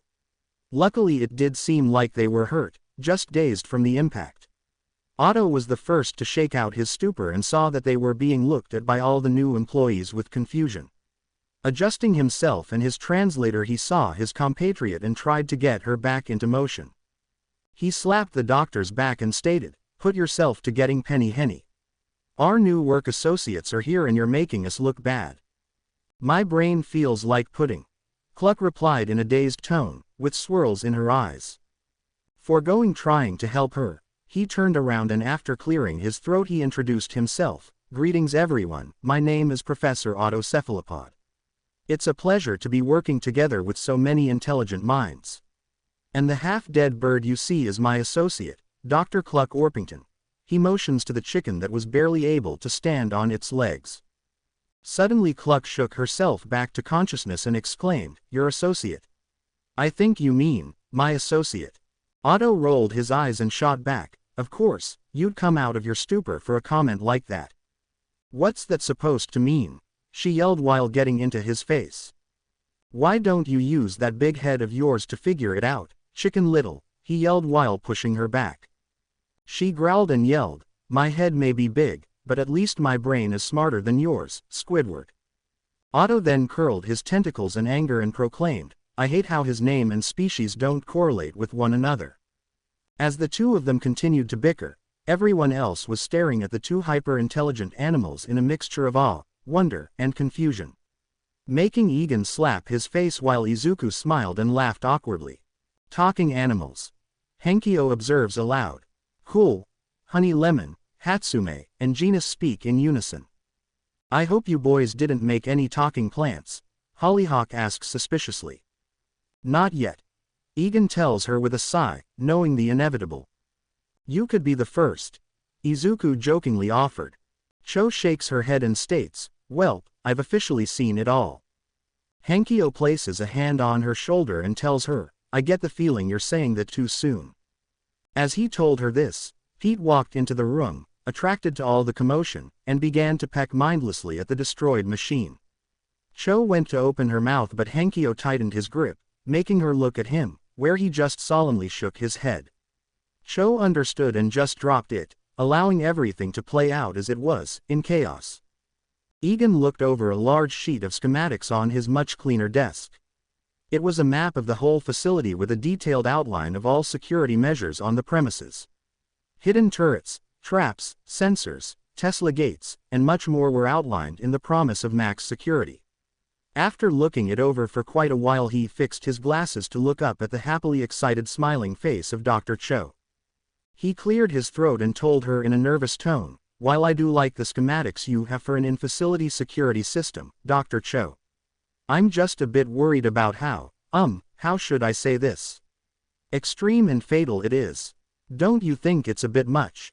Cho raised an eyebrow as she leaned in and shot back, "With what we got and are doing here, I'd say it's almost too little. This is honestly the watered-down version of what I originally thought up." "Holy Christ!" Egan exclaimed as he thought about the ramifications, watching as Cho said back to glance at him with a smug look. Seeing her point, he told her with a sigh, "Well, I can't argue with that. I'll allow it, and if need be we'll add more later on. But add some non-lethal defenses as well. Can't be all gun-ho for every situation. You may commence construction on it." Dr. Cho nods and rolls up the diagrams before leaving the new automatic sliding doors made by Professor Hatsume. Once she left, the doors stayed open as someone else barged in. Egan noticed this, looked up from his desk, and saw Izuku. He was red in the face, shaking like a leaf, and 2 seconds from crying. Egan sighed lightly to himself and said, "Oh boy. Yes, Izuku, what have you done this time?" "I had an accident," he finally admitted through a shaky breath. "I thought you were housebroken," Egan replied with a raised eyebrow. "Professor," he shouted back in a mix of panic and anger. Egan placed up his hands and in a calm tone told him, "I'm just teasing. What's bugging you so badly?" Izuku sniffs back his emotions and steadies his voice as he answers, "I was dabbling around with the evolution and quirk splinters and I made something I had no intention of making." Egan waits for the rest, but when it doesn't come, he prompts him firmly, "Well, don't leave me in suspense. Tell me what it is." Izuku walked up to his desk on shaky legs, his emotions just moments from spilling over as fear gripped his heart at how his boss would react to his newest blunder. And so he reached into his coat and brought out a small creature cupped in his hands, showing it to the man reluctantly. "Here," he said with a quiver. Egan looked down at the little creature, adjusting his glasses, seeming to be nothing but an oddly colored lizard. He chuckled at what Izuku was so scared about showing him and proclaimed, "Is that it? This teeny tiny little lizard is all that you made? I was expecting something far more." He trailed off as the small lizard took a mammalian gait, sprouted a set of small wings, and breathed out a puff of smoky fire. "Dangerous," he said in confusion. He looked at the boy who was begging to shake and cry while asking him calmly, "Izuku, did you make a?" The boy broke down into tears, hunching over, and covering his face as he wailed, "I didn't mean to. I didn't realize it would happen." Egan was shocked by his reaction to him and almost froze up. But luckily he kept himself together and placed the baby dragon on his desk while he tended to the terrified crying boy. Holding his shoulders and petting his head, he told him, Okay, let's calm down for a moment. I'm not mad, just surprised. It's not like you tried to hide this from me until it got out of hand or did it behind my back and you have told me that it was a complete accident. Just give me the rundown of what happened. Why you're not mad?" Izuku looked up with red eyes and a runny nose. "Just surprised, that's all," Egan assures him. Izuku sniffles and gets help cleaning up his face from Egan as he explains, "Well, after testing and gaining the results of the quirk and evolution splinters, I thought about what would happen if both were used on the same creature. No plant I used would work, so I used an animal instead. And to minimize any damage I used a small creature that was a baby." He let Izuku breathe and collect himself a bit before he continued, but after 5 minutes he gently prompted him, "Go on." "So I used the fertilized egg case of a gecko. And when it hatched, this came out. And I came to you as soon as I did," he finally finished off. Egan sat back on his butt on the floor and breathed a sigh of relief. Which was close enough for the baby dragon to climb onto his head, down his face, over his body, and across his lap before climbing into Izuku. The little lizard crawled up to his neck and cuddled into it. Observing the animal, Egan noticed how different it was from most reptiles at a second glance. Apart from the wings and mammalian gait, it had distinct claws on all four of its limbs, a head it held upright, two stubs of horns, eyes large enough to be seen from both the side and front, colored a blood orange to red, and its skin was like a mix of scales and regular skin.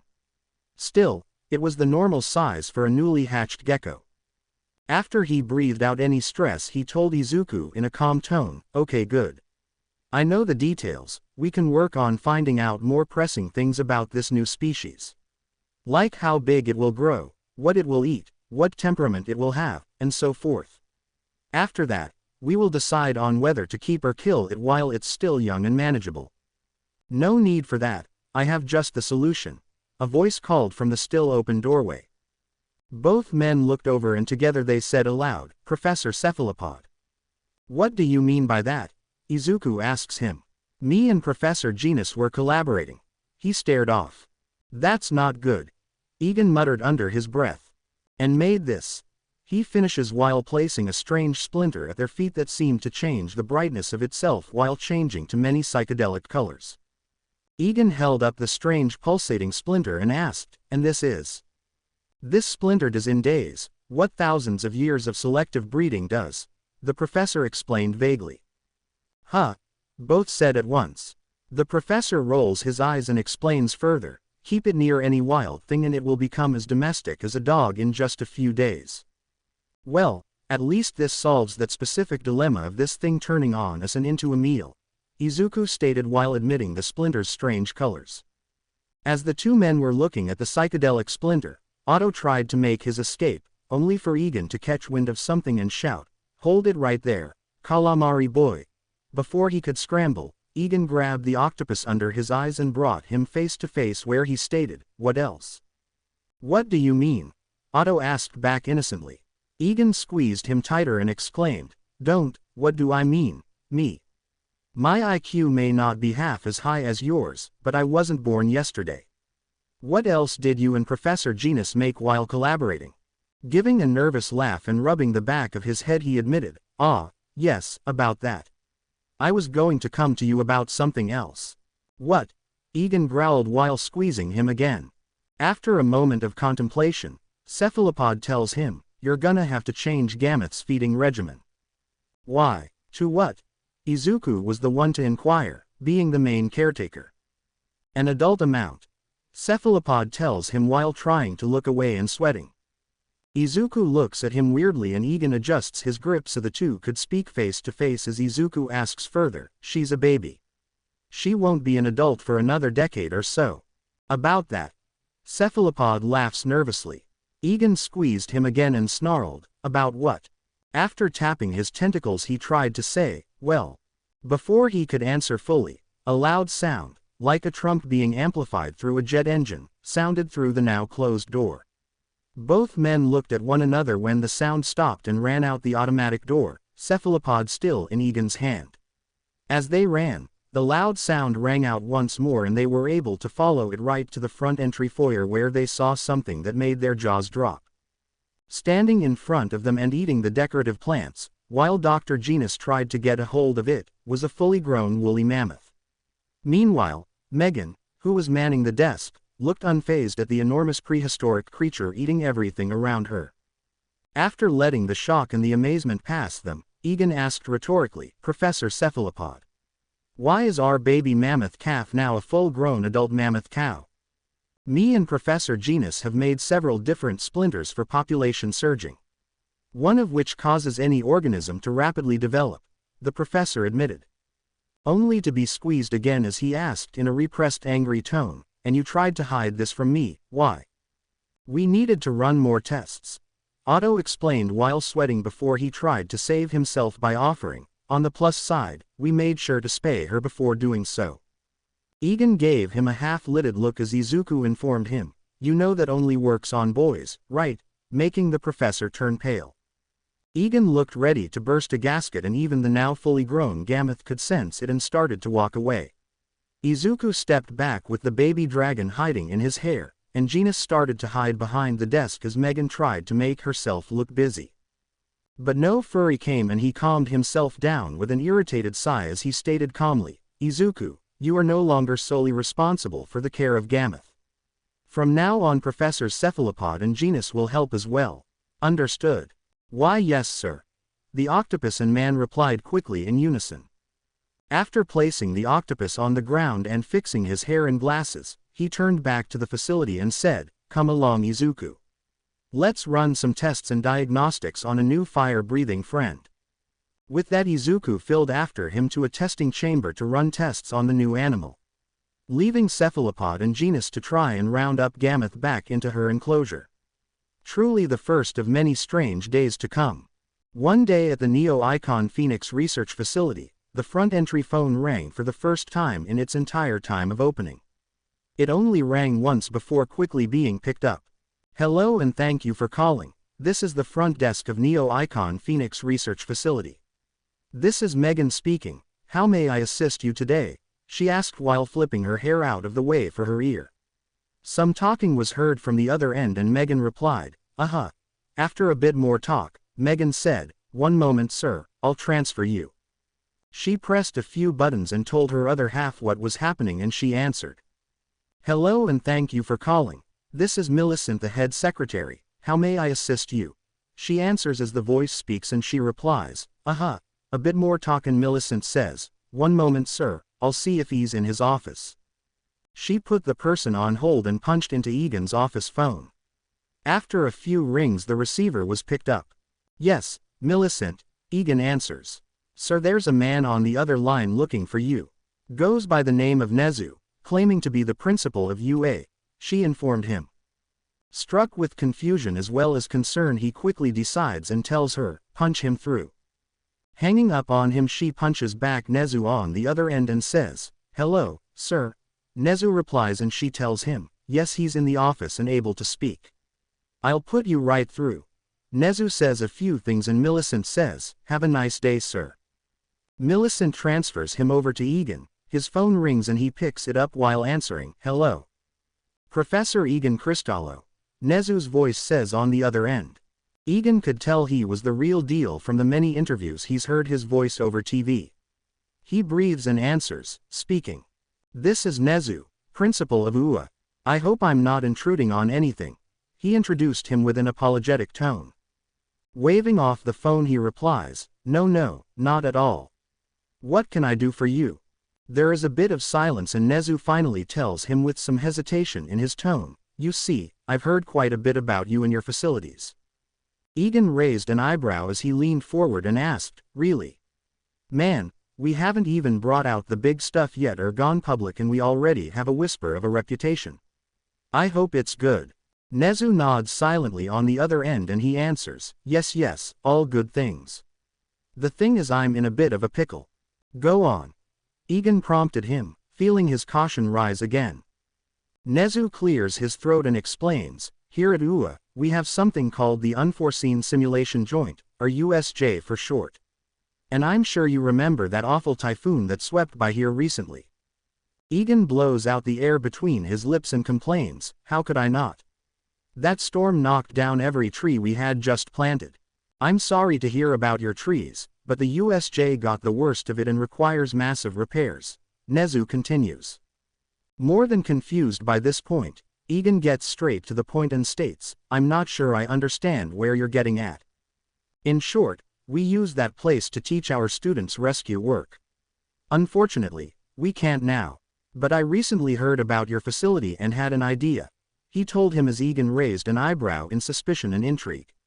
"Would you be so kind as to allow our first years to practice in your facility?" Nezu asked with as much sincerity as he could muster over the phone.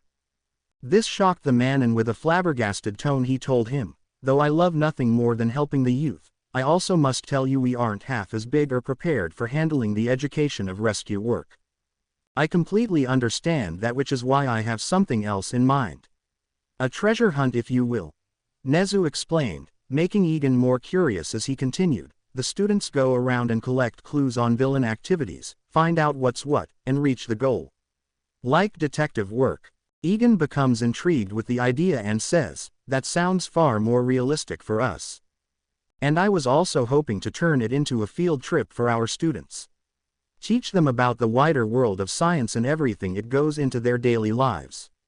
I'm more than capable of realizing that our youth is so romanticized by heroes that they have no respect or idea about what goes on behind the scenes with the creation of suits and gear and such," Nezu explained and asked him. Egan thought it over for a moment before saying in agreement, "That sounds like a great idea.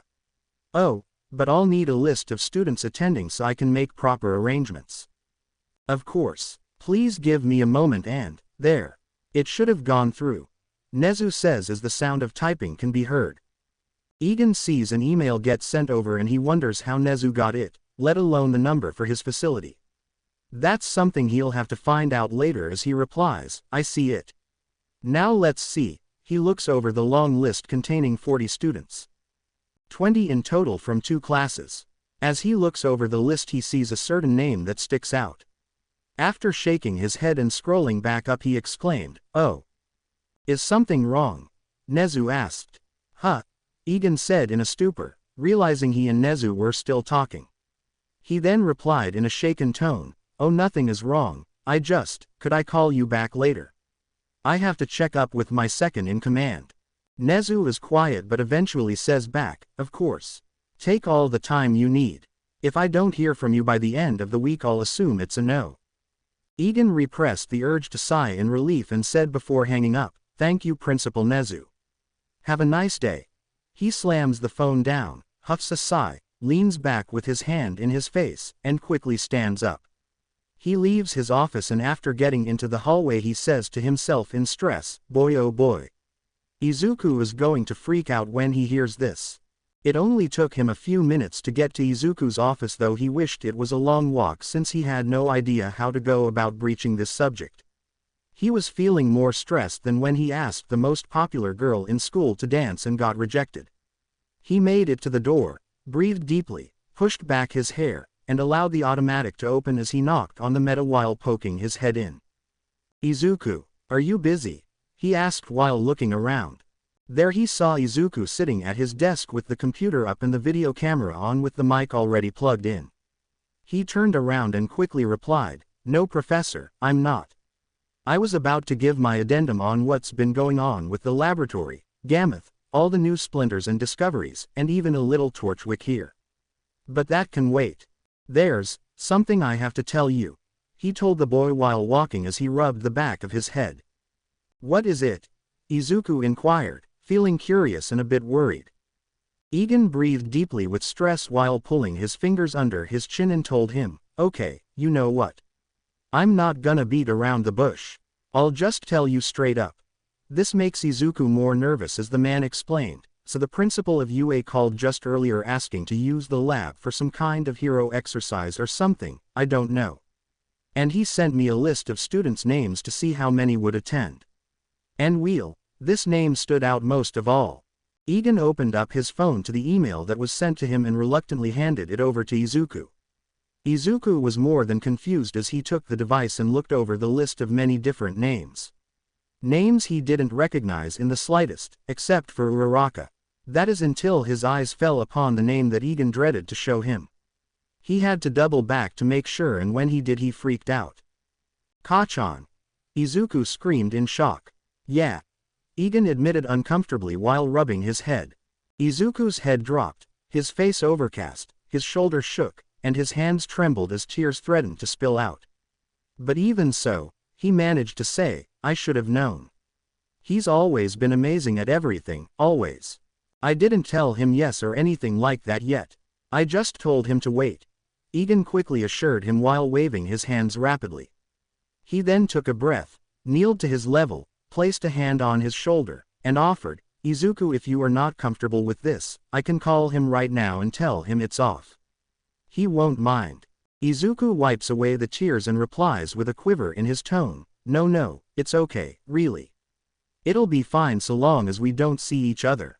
I'll just stay in my office the whole day. That won't be hard." Egan relented but told him, "If you say so. But just to be safe I'll have a guard at your door and have him be monitored. If anything happens, I'll stop him." "Thank you. I appreciate it, really," Izuku replied while looking away. Egan then wrapped him in a hug and squeezed him tightly. He told him, "Of course. Anything for my favorite person in the whole world. Izuku hugged him back and Egan told him before leaving, I hope this goes well. Egan then got up, walked back through the door L, and left to make his return call to the principal. Leaving Izuku behind in his office to turn back to the computer setup and give his addendum. Breathing deeply, he centered himself before turning on the record button and starting his report. This is Dr. Izuku Midoriya reporting once again to give an update on the goings-on here at the Neo-Icon Phoenix Research Facility. Well, it's less of an experimental log and more of an update report. I haven't been able to do many experiments, and what I do have is in the planning stage. I did make one thing, I'll get to that later. Okay, I'm rambling now, so I'll just get straight into it. We have been able to hire several new employees here at the facility to help with other avenues of research. All of which are heads of their divisions. Theirs is Dr. Henkyo Suru, the head of the Sound Division. Professor Kapayashi Cho, the head of the Defense and Armaments Division. Professor Shishi Hatsume L., the head of the Robotics and Machine Division. Dr. Pamela Hollyhock, the head of the Botanical Division. Professor Anima Genus, the head of the Creature Division. Professor Aiko Miyazaki, or as she likes to be called, Honey Lemon, is the head of the Chemical Division. And finally, the Morgana triplets aren't doctors or professors but instead act as much-needed help for Professor Egan. We have a lot of bases covered and I'm glad for that. It's only been a week and much has been done already. For instance, Professor Hatsume has already decked out the entire facility with state-of-the-art devices such as automatic doors, finger and eye scanners, a speedier internet and network. He's even starting construction on a unit of different robots. They're there for things like defense, cleaning, chores, and so much more. Mostly for the grunt work that would take up too much time. I even heard a rumor that Professor Cho was going to outfit the facility with military-grade defense weapons and other such things. Which we will need in the long run. Dr. Hollyhock is having a field day in the greenhouses. She's made so much stuff I can recall it all at once. Honey Lemon is having a great time without any restrictions on materials and has made planes and lots of discoveries that she couldn't before. Unlike Hatsume, who had blown up a time or 10, she has things set in place and dots all her I'm to make sure nothing unexpected happens or at least attempts to mitigate the damage. The triplets have cut Professor Egan's work by 3/4, so I'm sure he'll finally be able to start work on experiments. And finally is Dr. Henkyo, who has had the most success thus far. He's managed to turn one of the splinter's frequencies into a baseline, and that's from both the positive and negative charges. We're not sure what a baseline frequency does, but we'll find out. He's also discovered that any splinter's frequency can be altered with the air of sound waves. He can turn a positive into a negative and vice versa. Which brought up the topics of the main vein. He and I have crossed minds and theorized that when the Singularity Soul was subject to tectonic movements, the frequency it produced also changed, affecting both evolution on Earth as well as the first quirks. But it's unlikely that such a small fragment could affect a whole planet, so their plan of going to the same dig site to see if we can retrieve more. Speaking of collaborations between divisions, Professor Cephalopod and Genus have done the same, and quite a lot that they initially tried to hide from Professor Egan. He was not happy about that. I swear I just about saw him breathe fire. Anyway, like I said, they've done a lot. First off, they somehow managed to make splinters that do some of the craziest things I've seen. The goal is to help with the decline of a near extinction of animals. Instead of making splinters that copy DNA or some kind of present gas or liquid, they were able to create them by the use of mixing several kinds of quirks and exposing them to the vibration therapy from Dr. Henkyo. Though most are still in testing. As for what they have, the list is as followed. The Little Lady Splinter. This one can cause any female creature with a working set of reproductive organs to become pregnant with a biological clone of herself. The Rough and Rowdy Splinter.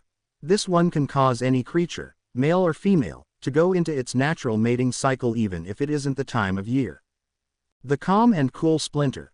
This one can cause any creature to instantly become acclimated to any new environments it's put in and show no signs of stress. This allows animals like rhinos and pandas to more easily mate. Growth Spurt. This one increases the potency of the Singularity Soul's natural ability to cause minor organisms to rapidly age. thus causing animals that could take years or even decades to fully mature, to do so overnight. This one has been tested. Unfortunately, it wasn't smartly used on the right subject. And now Gameth is a full-grown adult. And all before I found anything specific about her ancient diet. The good boy. This one causes any animal that is not already domesticated to become as willing and sociable as a dog. Once again, used in Gameth and one other. The scrambled mixer. This one brushes away the problem of inbreeding in the case of one or two individuals left in a species. When in proximity, the subject's DNA will become completely scrambled to the point they are biologically unrelated, thus allowing siblings and parents to mate in times of crisis. Note: I didn't name any of these splinters. All this talk of animals brings me to my next bit of news to share. In the little time I did have when not worrying about other things, I was able to do some testing with both the evolution splinter and quirk splinter. I had wondered what would happen when both were exposed at the same time. So I started my experiments with plants as they would most easily get under control. However, that didn't work, as no matter what plant I tried in any state of development or any kind would simply die. I guess the radiation was too much. So I decided to use an animal. And for safety, I used the smallest one I could that could handle both radiations simultaneously and a baby. After acquiring the gecko egg, I placed it in the incubator and kept both splinters close. About 5 days later and it hatched into something I didn't expect in the least. In short, it became a dragon. I was scared shitless at the thought of what Egan would say or act about this, but I knew that hiding it would be worse. So on the verge of tears and a breakdown I reluctantly showed him, and to my surprise, he was only just that, surprised. I guess I was overthinking it all, but my previous experiences with stuff like this way otherwise. Then again, I did take a lot of unnecessary risks, which is why he acted that way so many times. And I didn't hide it from him, just went straight to him once I realized what it was. Sorry, I'm rambling again. Anyhow, after using the good boy splinter on it, we now have no issues with the dragon making a meal for us when it's older. He is so friendly now, but he was always like that with me. I guess he imprinted on me. On a side note, we've decided to call him Torchwick and we're not sure if he's a he at all.